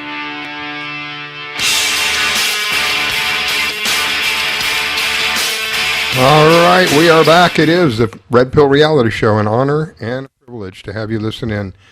Got to make a quick change. Let me get back to David real quick. David, go ahead. Go ahead. That was a pretty cool little excerpt there. I like to say that Mr. Trump is the great disruptor. Yeah, I agree. To me, I'm grateful that he's there because he gives us a chance to try to get our act together, if we can, in enough time. Hopefully. Maybe he's not going to be reelected, and if that's the case, then we'll go into another approach to this thing. But he gave us some time to try to get some things reset, and the American people did it. They chose him to be the president for the 4 years he's been, and we'll see. It's going to be interesting over the next few weeks and months what's going on. My concern... it's not going to stop what we're doing. We're going to keep on plugging either way. So, My concern is that regardless of what happens, whether he wins or whether he loses, there's going to be an extreme amount of violence no matter what. And I don't know and that's part of the reason that we're moving in the pace we are right now, because if we've got a way to maybe mitigate it a little bit, mitigation, the idea that you're going to make things a little bit better, you're going to try to reduce the problems, is a serious part of what we're trying to accomplish with what we're attempting to put together. Well, how many? What do you think the percentage of people it would require to carry out what we want? Well, I don't like to give a number, and I'll tell you why. Because number one, you're talking about this being done in 50 states. Each state has a different population. Yeah, that's what I'm saying. I'm not saying the number of people. I'm thinking what in the overall scheme of things, the percentage. I mean, I've read articles where it says as little as 3% can make the change that we're talking about. Let me kind of put it into a scenario answer, because that's the way that makes more sense in my mind. Because 5,000 people doing certain things in a certain way can have a tremendous influence. For example, let's take, if it came down to a court case or a series of court cases that got the ball rolling, right? And let's suppose that we had as few as 5,000 people in a state like Florida, which has almost 21 million people. That's not very many people, right? Okay. Breaking it down by county, there's 69 counties, so you'd be talking less than 100 per county, right? So that being the case, about 75 people per county is all you'd need to have 5,000 people. And let's suppose that we're able to get together our plan, a workable plan, and in that there was literally some lawsuits that were filed against the state, or against, in other words, to restore certain things. And I don't want to get into any details at the moment. I'm just, in other words, just talking this from the point of view of how do you get the mobilization in moving the right way. But let's suppose that you have 5,000 people who's all on the same page. They've all learned the material. They've all understood. They all understand the nuances, the concepts behind what's trying to be accomplished, and they, work together to get lawsuits filed into certain courts in certain counties. And one of those particular lawsuits actually gets put in place. It actually gets to a place where there's a hearing, right? Mm-hmm. If those 5,000 people show up at that courtroom and sit in the courtroom and are outside the courtroom, and they are, tweeting this to everybody they know, okay, how much of an impact will that have? It could get us national attention on this thing overnight. You see what I'm saying? In other words, the point isn't how many people's needed. The point is, what's the plan? And here's what has to happen in every state, Riscal, in our minds. Initially, what you have to do is you have to do this in a right way. You have, when I got involved with the people in Virginia that we're now talking with, I found some of the people that were responding to what happened in Richmond on the 19th of January. I talked to somebody the other day who really knows what happened there. He was there. This man has a video that 4 million hits on the video he put out back in January. Okay, it would seem that he's got a little bit of a mindset, a little bit of a concept of how things need to be done. Right? I was talking to him the other day, and he made a comment. He said there were definitely 50,000 people in Richmond. Not even a question. If you go look at the pictures and you know where everything was, you can figure out how many people were there. There were 50,000 people there. I tell people it was between 20 and 60 because those are the two extremes that I've heard. Okay, but he said there were 50,000 people there. All right. So the point is that the influence of that one event influenced 0.5% of the people of Virginia. Okay, that all showed up. Those are the people that could get off work. It was just before COVID hit, so we didn't have that going on. Okay, they could get off work. They could, and literally, some came from across the country, but most came from the counties of Virginia. They may have had to drive 7-8 hours to get there, right? But they were able to do it. How many more people were there that couldn't get in their car and go because they couldn't get off work or they had other obligations or whatever? So that's why, by the way, politicians, whenever somebody shows up in lobbies, I've been told by politicians that might represent, that one person in their office can represent between 250 and 500 other people, 500 other constituents. Wow. So the influence of those 50,000 people, if you extrapolate that to the 500 number, is 25 million people. Influence, okay? Now, Virginia only has 8 million people, which means that the influence was actually coming from outside the state. And even in spite of that, okay, several of the laws that they said that they were going to put in place actually did get passed. The one, I think it's House Bill 64, I think it is. I can't remember the number. The one that wants to very seriously regulate the AR-15, and the fact that you can only have up to 10 bullets in a magazine in any gun. Those bills might come back around as early as in the next 2 weeks when Northam opens up a new session. He's supposed to call a special session of the legislature. But the point is that here's an example of how 50,000 people have come together to do something. And the funny part is, they didn't have an agenda. They didn't have a plan already devised that was eminently and unquestionably legal, that they could work from, that everybody was on the same page with. What we're talking about is that that operation, that way of putting something together.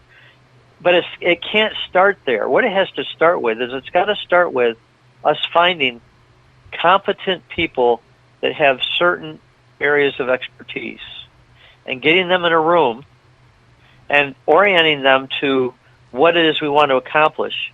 And then that particular group puts in place the flow of a plan that can then be disseminated to the people of the state. The people that are saying, what do we do now? In the local communities, the plan has to be a bottom-up plan, and it has to be one that's very simple for people to get. That's what we're working on. So, how many people? Oh, shoot, if we get to that 40 or 50,000 number in Florida, it will take on its own legs. There's a principle called the law of diffusion of information, I think it's called. And what it is, it's a law that says whenever you go to put something in place, it goes through phases that start very small and build up over time. The first phase is what we call the early initiators, the innovators. That makes up maybe 2.5% of the people of the community, of a particular people group, okay? And then what they're doing is they're out there, they're the ones that are taking the biggest risks. They're the ones who are really trying to put the concepts together and get them organized in such a way that you can get a few people's attention. And by the way, they're the ones that usually look at it as like they got a tin hat on their head, because they're doing something so. Okay, they're the freaks or the weirdos. Okay, unless it really makes sense. And then what happens is, and by the way, I experienced this in my personal life, because I'll give you an example to kind of help give it some context. Back in the early 1980s, when my first children were born, we were listening to people like Dr. Raymond Moore, and he used to be on James Dobson's Focus on the Family show back then. And I remember him.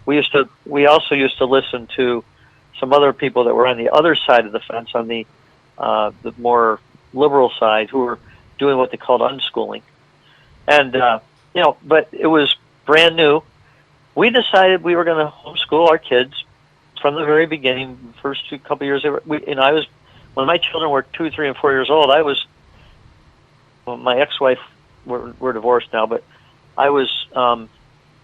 She was teaching in a public school in California, and I was staying home with the 3 youngest children. We had 5 kids in 6 years. I don't remember the 1980s, but anyway, I'd stay home with the kids, and I'd spend 2 or 3 hours every day teaching them phonics when they were 2 and 3 years old, knowing it really wasn't doing any good, but it was at least getting those concepts in their heads, right?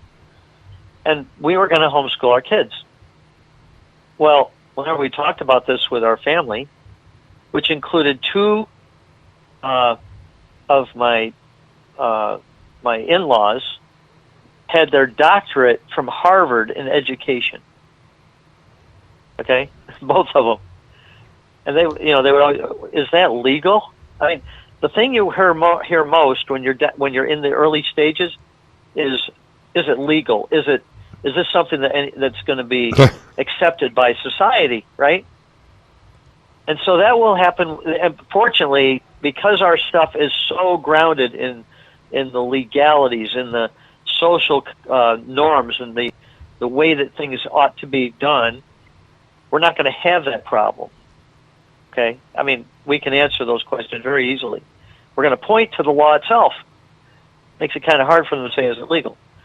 The problem you have, for instance, getting back to the Virginia folks, when they began to do this thing with the, setting things up in Richmond, one of the things that they were trying to do were these Second Amendment ordinances, if you remember that, in all the counties, right? Called the Second Amendment Ordinance. I vaguely remember. Okay, well, what they were doing was they were trying to get these militias to be approved by county commissioners. Okay, and so they were wanting these Second Amendment ordinances to be put in place, which allowed the county commissioners to do something that they couldn't get the state legislature to do. Okay, they were trying to get the people of the counties to go and petition their county commissioners and pressure them to reestablish the militia of the county. Where did they come up with this idea? They come up with this idea because somebody back in the state had read their constitution. Okay, even the de facto one. Okay, but fortunately, even in the de facto Constitution of Virginia, the one that was put in place by Congress after the Civil War, it says in Article 1, Section 13, Article 1 is called the Declaration of Rights, or the Bill of Rights of the state of Virginia. It was the first one that was officially recognized of all of the Bills of Rights of the states. Article 1 is the Bill of Rights of the states. They call it the Virginia Declaration of Rights. Section 13 says this: a well-regulated militia composed of the body of the people trained to arms is the proper, natural, and safe defense of a free state, and standing armies in times of peace are inimical to freedom and must also be subjected to the civil power. They looked at that first half of that article and said, a well-regulated militia is proper, natural, and safe for us in the state of Virginia, but it's composed of the body of the people. Well, we don't have it. We got to have it back, so let's have the counties put it back. Well, I got a little excited about that because I've spent over a decade of my life studying this. I think that's a way to do it, right? I don't know that the commissioners have the authority. It's not the way to do it. This is the point I'm trying to make. So I began to follow Virginia on Facebook to see what's going on, right? And I learned about a group called the Virginia Militia Alliance. And they had a Facebook page. So I put a post up there one day. Actually, Yeah, they had a post. They had a post up, and I just made a comment. And I made one comment. I said, "Just make sure you're not doing the right thing in the wrong way." And the leader of this movement wrote me back and said, "What do you mean? What are we doing in the wrong way?" And it opened the door. Mm-hmm. You see, Well, this is the problem we all have.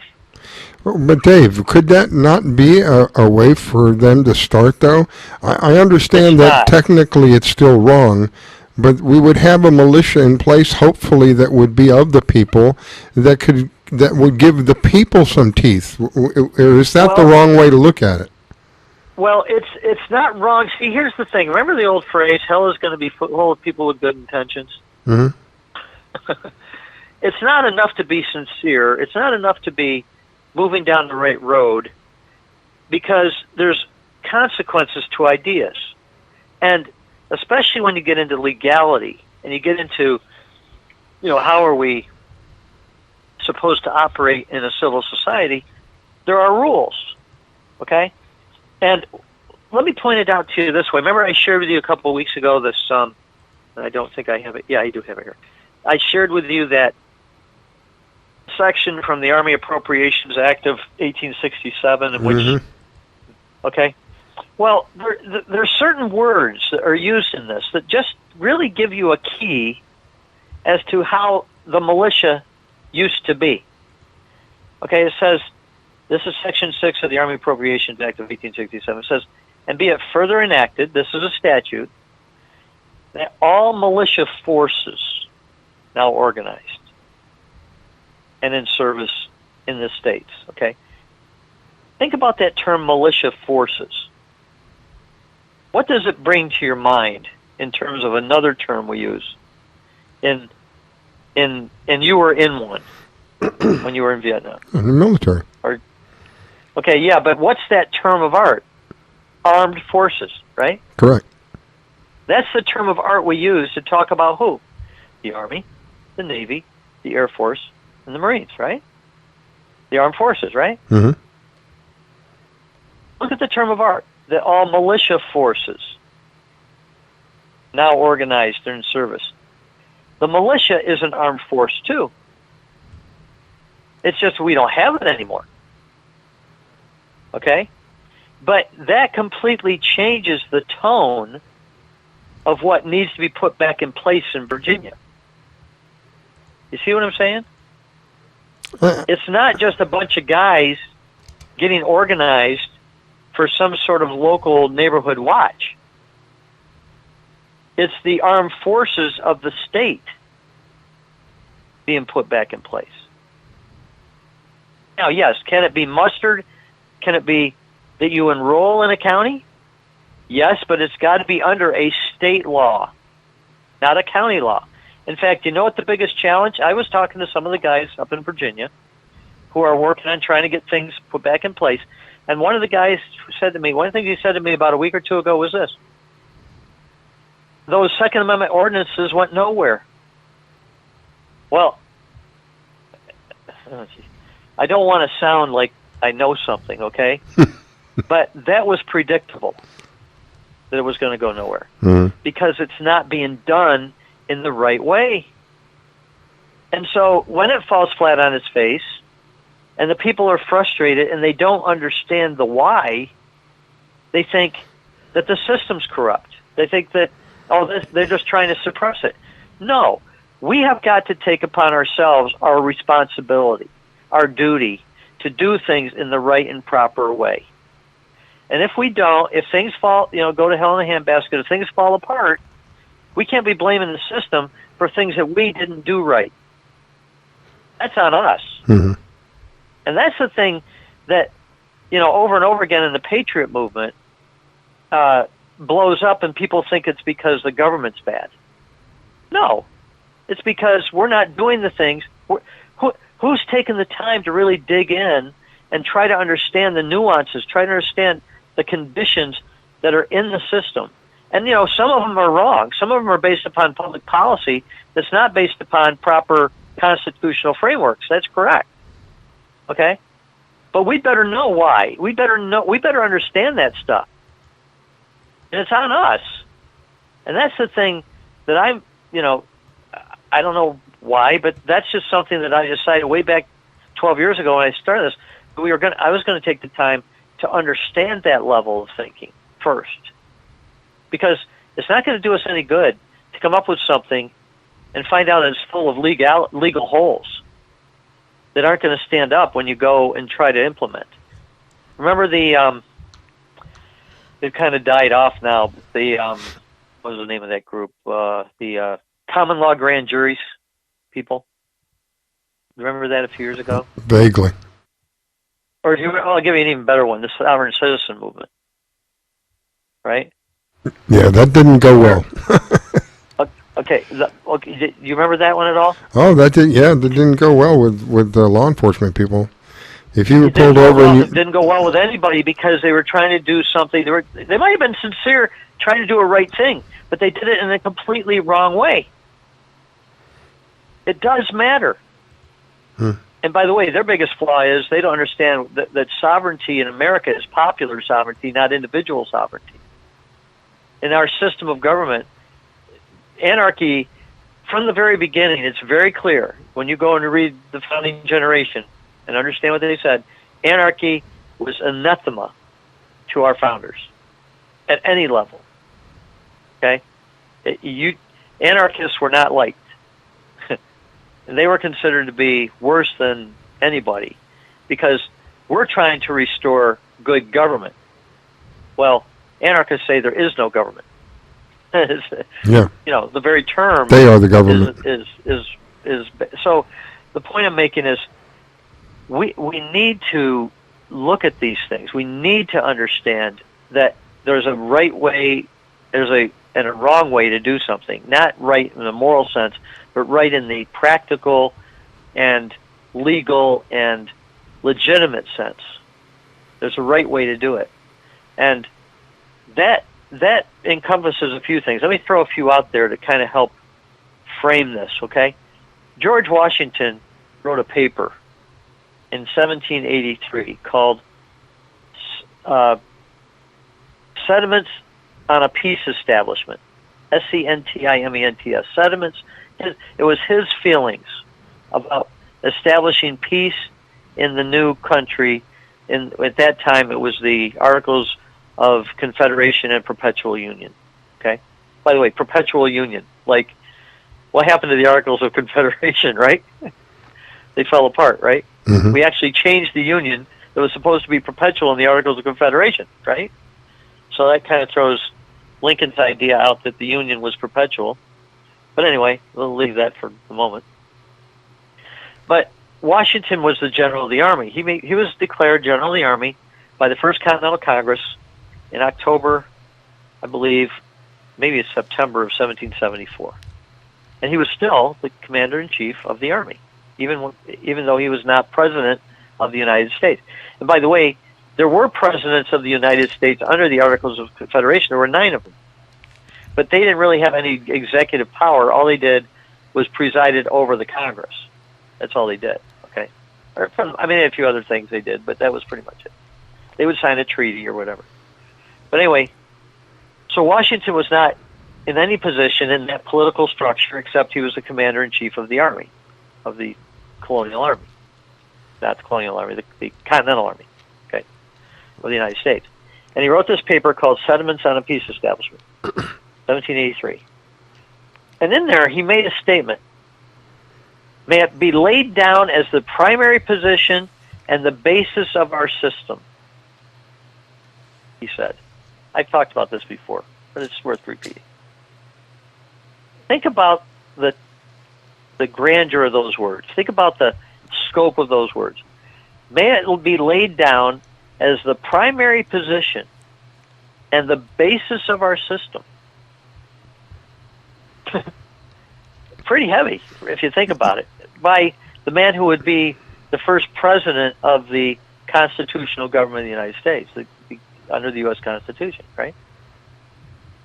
But when he was commander-in-chief of the Army, he said that. And he said, but here's what he said. He said that those who enjoy the privileges of a free government, which we have no idea what that is today, We don't have a police. We don't have a free state. We have a police state. Yep. Okay. But those who enjoy the privileges of a free government owe not only a portion of their substance, what's that? That's taxes, but also of their service to the defense of it. Equally as much as you pay taxes, you have a duty to serve in that government. All right? I mean, that's what we don't have today. Yeah, we have nothing like We have that. we have like no that. duty to serve. We could do it as a voluntary act, but it's a privilege. It's not a duty. Okay? Oh, not only a portion of their substance, but also their service to the defense of it, and subsequently, except for a few legal and official exceptions. A few people don't have to do this, but subsequent to the fact that you have a duty to pay taxes and you have a duty to serve, subsequently, except for a few people that don't have to do this, that all the citizens of America should do three things. All the citizens of America should be born on the militia rolls. That's number one. Number two, provided with uniform arms. Number two. And number three, and be so accustomed to the use of them that the total strength of the country may be brought forth for any very interesting emergency, made up of men between the ages of 16 and 60, who are broken down into regiments. Can you imagine a 16-year-old today? Oh, my I God, can, be by changing the way. his underwear. No, I can. You know why? Because there's 5 things that you have in a militia. Not only are they armed and accoutered meaning they have things besides the gun. They have like, things that make the gun work. But not only armed and accoutered, we talked about this a few weeks ago, armed, accoutered, organized, trained, and disciplined. And the trained They'd be running back to part is mommy. why I believe a 16-year-old can be taught. They'd be running, the ones we got this tonight, be running back to mommy. I want my home back in the basement. I want to go back to my parents. I can't. Only for a can't couple handle of it. days for Scala. At the end of a couple of days, that would be over. I think Boys are this boys, is. and they have testosterone, and it's got to do with training by men. Okay. I agree with much of what you're saying, but I'm telling you that the ideas that you have, and the procedures that we're talking about, are not possible with some of the people that we have to have a change of mind. We have to have a. Yeah. I mean, I don't know if that makes sense, but this mentality that there's so many of this generation that I deserve this, and I mean, I have them as kids. They've told me, yep. I deserve this. Where the hell did you get that idea? Well, I realized later on it was school. It was what they learned in school. So you have a whole We need a generation. great awakening. We need a great awakening in our day. We need to have a spiritual awakening for this to ever work. It's not. I think that's a cornerstone of getting this to work. Exclusive. Yeah, because again, they've been indoctrinated. They've been can't think of the word, conditioned, if you will, to think that the world owes them everything, and they owe the world nothing, and they're Well, they're learning real fast right now that ain't happening. Reality is the yeah, best. and for some of them, it's such a shock. It's throwing them. Now, good. It's throwing them into I can't think of the word. Almost like a complex. Unfortunately, suicide is going off the charts. That's Yeah, true. yeah. But Suicide, domestic violence, child abuse, all of that's going up because of this nonsense. This insanity. When my children were young, my kids are now 39 to 33. I've got 5 of them. But when they were young, I taught them that life is rude. Okay, ideas have consequences, and there's a God of grace and mercy that intersects them both. And I drilled that into their heads. And the thing that people are seeing right now is that life is rude. Yeah. And the ideas have consequences part. I have a mentor. His name was Harry Kahn. He was actually a personal friend of Ronald Reagan. He used to go see Ronnie at the White House. I'm going to see Ronnie. But he taught me something that has been one of those deeply impressionable things that you learn from somebody that teaches you, right? He said, David, when you walk in front of a moving freight train, you don't need to know what all the consequences are for them to happen. And right now, we're being hit by a freight train. I agree. And a lot of people are not ready for the consequences. And, you know, look at, we've talked for a number of months on the show, and you and I talked a few times outside of it. But we could get nowhere with what we're talking about. This could just be a bunch of words being broadcast over your show, and it never goes anywhere. We're not at the place where this has become something that people are ready to do yet, right? And we've been talking since September. Fortunately, we're not just sitting and talking. There's things going on. We're still moving the chains down the field, as I say. Okay? But you've got to start with ideas, because ideas are what trigger consequences. Ideas have consequences. Richard Weaver wrote that book. That, in my opinion, that's probably one of the most quoted book titles in the world.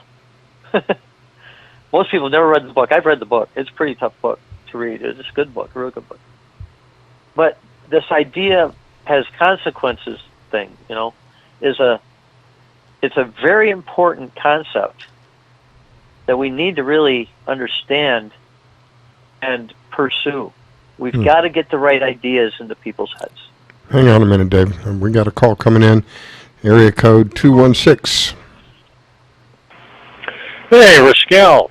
Good to hear from you. Thanks for grabbing me on there, man. Hey, welcome, my friend. Jeez, I hope you've been well. And how you doing, Dave?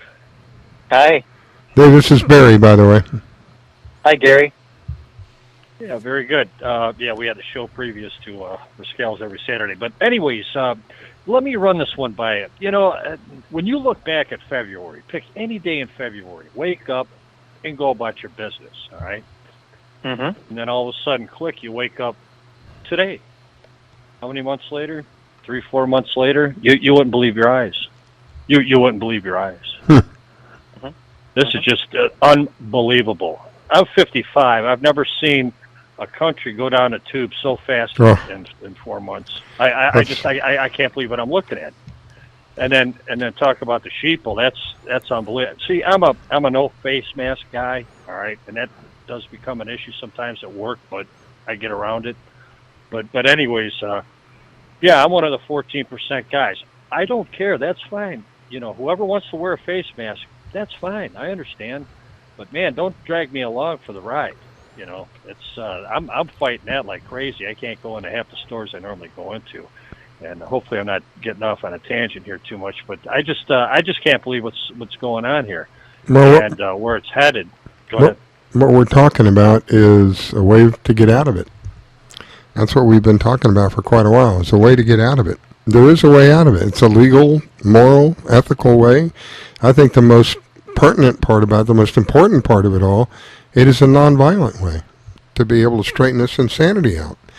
The government has clearly overstepped their boundaries without question, right. and the way out is to reclaim our sovereignty as states again. We don't have that. We don't have the power. We've been made into national citizens when we were originally state citizens, and as state citizens, we were adopted into the national system. We weren't just the national system put under a Congress that is a national Congress. It's the way to get away from all of this is, first and foremost, is to the knowledge, and that's what David and some of his friends that I've been fortunate enough to meet up with have been doing for over half a year now. We've been telling people that there is a reestablishment, as we call it, available, and it is legal, it is moral, it is ethical, it is nonviolent, it is the way I see, it is the way to stop this insanity. Because if we are under that system, these people, the small group of people, would no longer hold the power that they have. The power would go back to the people, which was originally intended by the people who put all this together for us. It was intended to have a government for the people, by the people, and we don't have that today. And neither is it for the people or by the. I mean, these people that are up there, you may consider them as by the people, but they're in their own class, they're in their own clique, they're in their own world. These are people that can tell other people you can't go to work. Meanwhile, they go. Doesn't matter whether they go to work or not, they get paid. So they have no idea of the impact that they're doing. Where what would have been is somebody that you might know, even local, from your neighborhood maybe, would be a representative, and they would know. So before they would make a decision like that, wait a minute, we're talking about something really serious here. I can't believe how quickly the decision was made to shut the economy down. I don't know where the president was on that. I don't blame him for it. I think he was purposely given information that they're trying to bring him down. I mean, it's just simple as that. But the idea that they were able to do it so quickly and still continue, that something that they talked about was only going to be weeks, a couple of weeks, 3 weeks, and we're going to be done. We're into like over 4 months now. And I for one, I'm just at the end of my patience with it all. I'll walk into a store. I was really thirsty the other day. It's rare for me to go to a Burger King for anything, but I was really thirsty, and I usually carry water with me. I didn't. So I stopped into a Burger King. I don't like carbonated beverages. I stopped in to get an iced tea. As soon as I walked in, the lady says to me, you have to have a mask on. I said, no, ma'am, I don't have to have a mask on. I have an exemption. No, you have to get out. If you don't have a mask, you have to get out. I walked out, went to the car. I have a list of the exemptions. I walked back in, again without a mask. She began to tell me, I said, wait, before you say anything, here, read this. There's my exemption. So before I left, I got served, and someone else came in after me without a mask on. She made them leave. Now, they didn't claim that they had an exemption. They said, well, can't I just order? I mean, you're in a restaurant, for God's sake. What are you going to eat with a mask on? It's just the reality of this, the rationality of it, the logic behind it. None of it makes any sense. How can it be about your health if they tell you it's okay to protest, but it's not okay to go to church? Oh boy, I get really wound up real quick. Huh? But see, what David and I and Milo and John and Paul and Chrissy, all of these people that have much greater knowledge than me, what they've all been talking about, if we have a way to get out of it, because if we are under that system, these people could go off, pound sand, pal, we're not listening to you. And you have no teeth. That's the thing. The problem that I see today that is most relevant is they pass the word down to their pawns who have the teeth to make it stick. Well, if we were under this system, as I foresee it, as I see it are coming together, they couldn't do that. Because the people that they would be telling to act against the people would be the people. You follow what I'm saying? Does it make sense? Right. It would be you and me. It's got to do with vested authority. For instance, if you're, let's suppose that you go into an office building and let's suppose you have a mask on, and let's suppose that one of the guys with the mask on pulls out a gun and proceeds to rob everybody in the room because he could wear a mask and nobody would think it's a big deal, right? Yeah. So you're standing there, and you maybe even carry a concealed weapon. You have a concealed carry permit, right? You can do something, right? However, if you happen to also be an off-duty police officer, you have another level of authority that gives you additional powers that are not quite so clear for the average citizen. And it's a very rough example, but you can get the feel of the difference in what I just said, right? Imagine a time in our society when every able-bodied male, unfortunately back in the day it was every able-bodied white male, blacks weren't given the same privilege, and Indians, okay? But the point was there was a certain general class of Americans in each state who had authority that was equivalent to a police officer. Now, it had rules into how you could practice that authority, but the fact is that imagine when a cop is off duty, right? does he still not feel the empowerment of his role? Absolutely he does. And he also knows that if there is a contingent situation that requires him to act, that he can still act because of the vested authority that he has been given in his capacity as a police officer. Same is true with firemen. Same is true with EMTs. They carry themselves a little differently, even when they're not in their active duty. Okay? My point is that when something like has happened with COVID, where the mayor of a community comes along and says, we're going to make sure everybody has to stay home.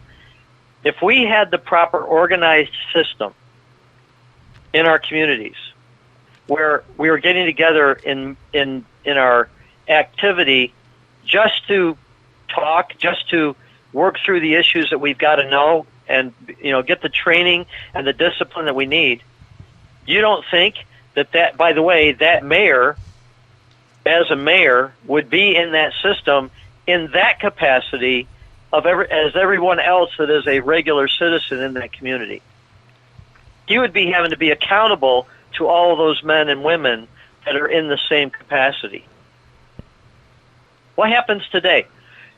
They have a meeting, right? They pull together the city council. Let's use the city council and the mayor, okay?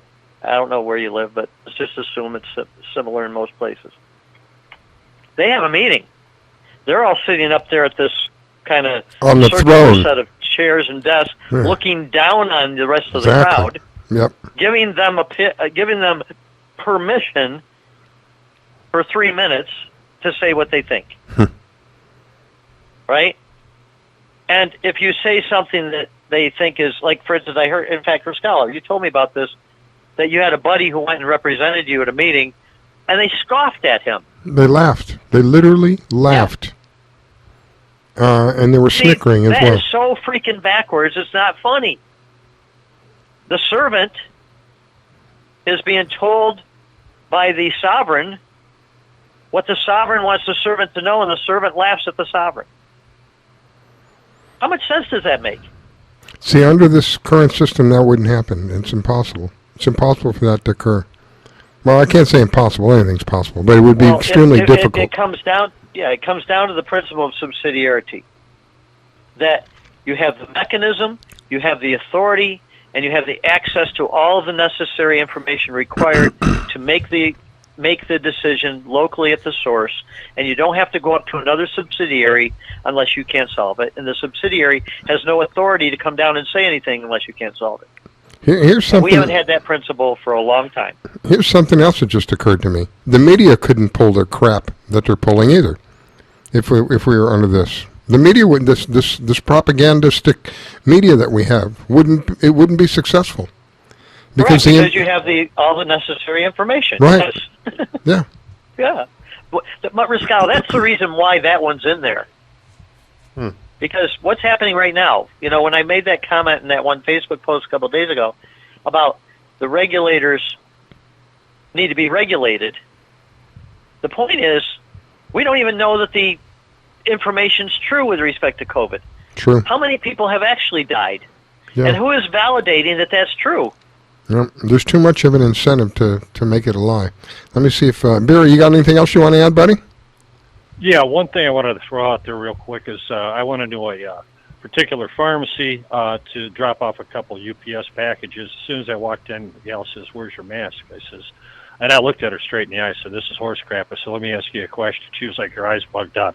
I says, "Look around you. Do you see any proper hazard disposable bins for these masks?" I says, "Okay, enough said," and I walked out. So I don't argue, and I choose my debates. Game over. You can't argue that. See ya. Have a nice day, kind of thing. All right. No, that's about it, fellas. And thanks for having me on with Scal. And take care, Dave. You guys have a nice night. God bless you, brother. Be well. Thanks for taking time to call in. Appreciate it, Barry. No problem. Yep. Take care. See ya. All right. Go ahead, David. You made some good points. I just walk in and tell them I have a medical, which I do. I have a medical exemption. There's 8, I think it's 8 total exemptions. I actually could claim 3 of them until they amended. Is this based on the state law, or is this based on federal? This is based on the commission's website from the mandate itself. Because what I did is I downloaded the mandate, and Good for you. There are there's like 8 or so that are exemptions, and one of them was if you were going to be breaking a federal statute or state statute. Well, people who carry concealed, there was a thing about wearing a mask. So, that would have been one of them. But what they did is they went back and amended it. Yeah, you're violating a federal law by being concealed and wearing a mask. Yeah, well, they went back and they amended it, and it's a total of 8. So it says persons prohibited from wearing facial coverings by federal or state safety or health regulations.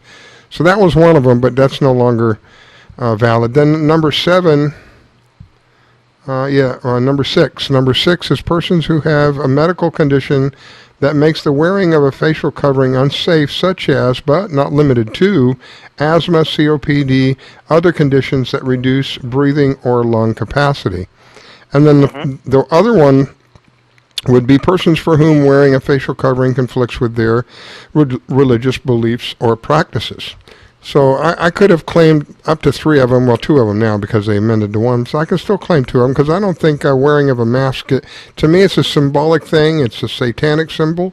I don't want to be involved in anything like that. But mostly I just say that's a medical thing, and they're not allowed to ask me what the medical thing is because of the HIPAA laws. According to HIPAA, they can't ask you anything about your medical. So, and I do have a medical exemption. I mean, but I'm not going to get into a long discussion with them about it. If they continue to give me grief, I'll just peacefully walk out the store. I don't need the hassle.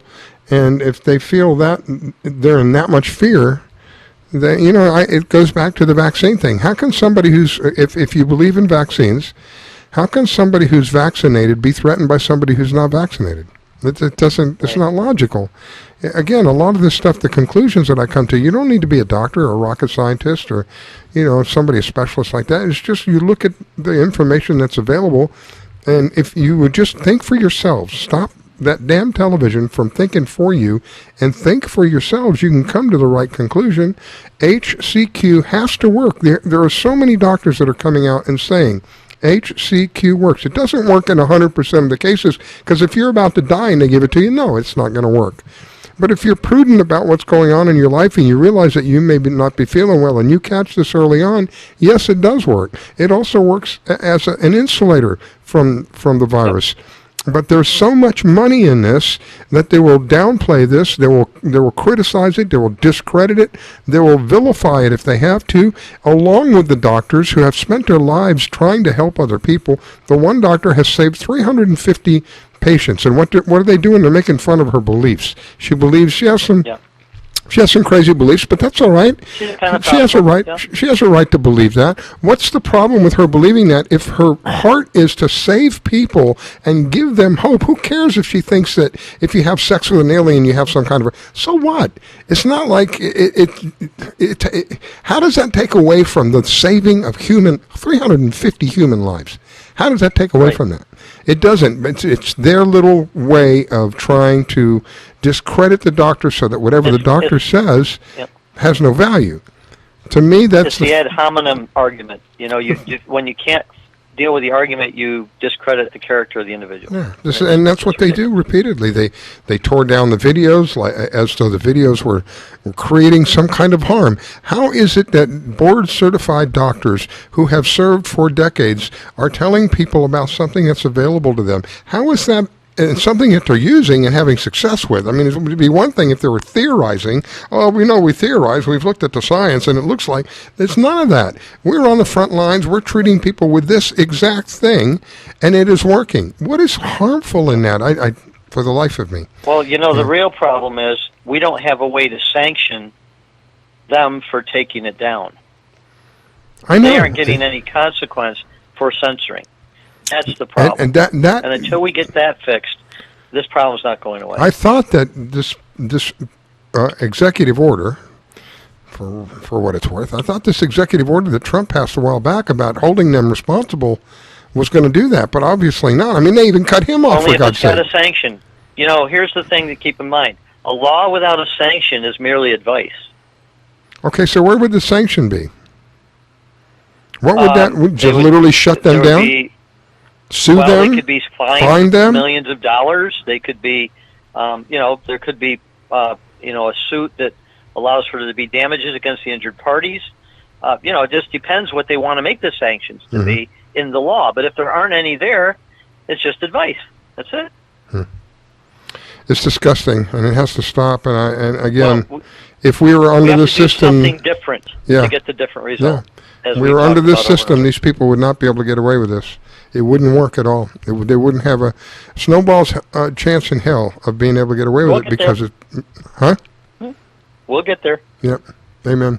All right, I'm running low on time. I got to say one last thing before I go. I'm going to be real quick.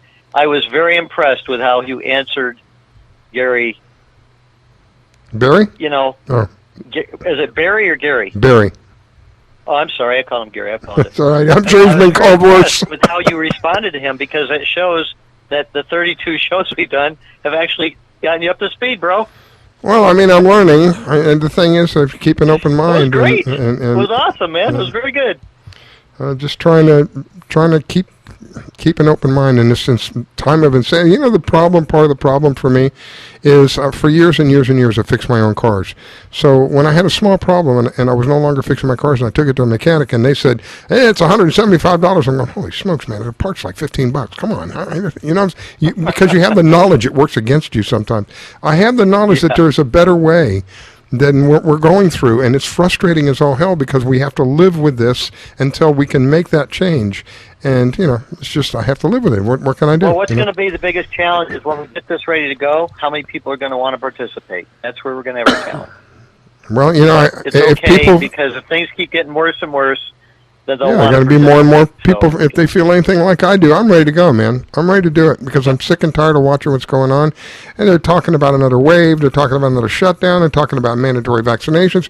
All of this stuff, which they don't have the freaking authority to do, but yet this is how they do it. Because there's no way to forfend it. They're going to do it unless we have an alternative. Yeah, exactly. So let's see what we can do. All right, my friend. Thank you. Tonight. It's been great to be on with you. Thank you, David. Greatly appreciate it. It's David Callihan. You can find him on Facebook. He's one of my friends on Facebook. He has a book, and I put a link to the book on the Red Pill Reality Show on Facebook. You can go there and find a link. The book is free. He's not doing this for money, for God's sake. He's doing this for something far more important, for you and me and everybody else, for a better society, for the way that this country was intended to be run originally. It's going to take work. It's going to take people to get up off of your duff and do some work and do some research and make some commitments, because that's what's coming next. We're going to ask people to make a commitment. We believe in what we're doing. We're asking you to believe in it as well. Make a commitment in order to get this done. We have enough of us. Once we have enough of us, we can begin a landslide of a change. And that change would be a positive change, because anybody can bring a change. We need to have a positive change. We need to go back to the way things were once in this place, which doesn't exist anymore. Back to a government by the people, for the people. A government that has true representation of the people in the government. We don't have that. We have senators and congressmen, and they're responsible for how many thousands of people? How can you possibly say you're a representation of that? It doesn't work. And you can see it doesn't work. It hasn't worked. It's not going to work. This is the same thing that we've been saying, and we've been doing the same thing over and over and over and expecting something different. You can't. It's not going to work. We have to do something different. Well, the something different that we're talking about is going back, looking at the original intention, and seeing where this nation was literally overthrown back in the late 1860s and usurped, in some cases, under the barrel of a gun. That can't be right. That's not America. You don't replace governors and mayors or whatever under the barrel of a gun. That just doesn't... That's illegal. And that's what happened. They stole, and we want it back. That's what we've been talking about. We'll be talking more about it before it's all over. Thanks for joining. Wish you an awesome weekend. Please visit us at www.wcetfm.com. WCET Radio. We did have a change. www.wcetradio.com. See you in a week.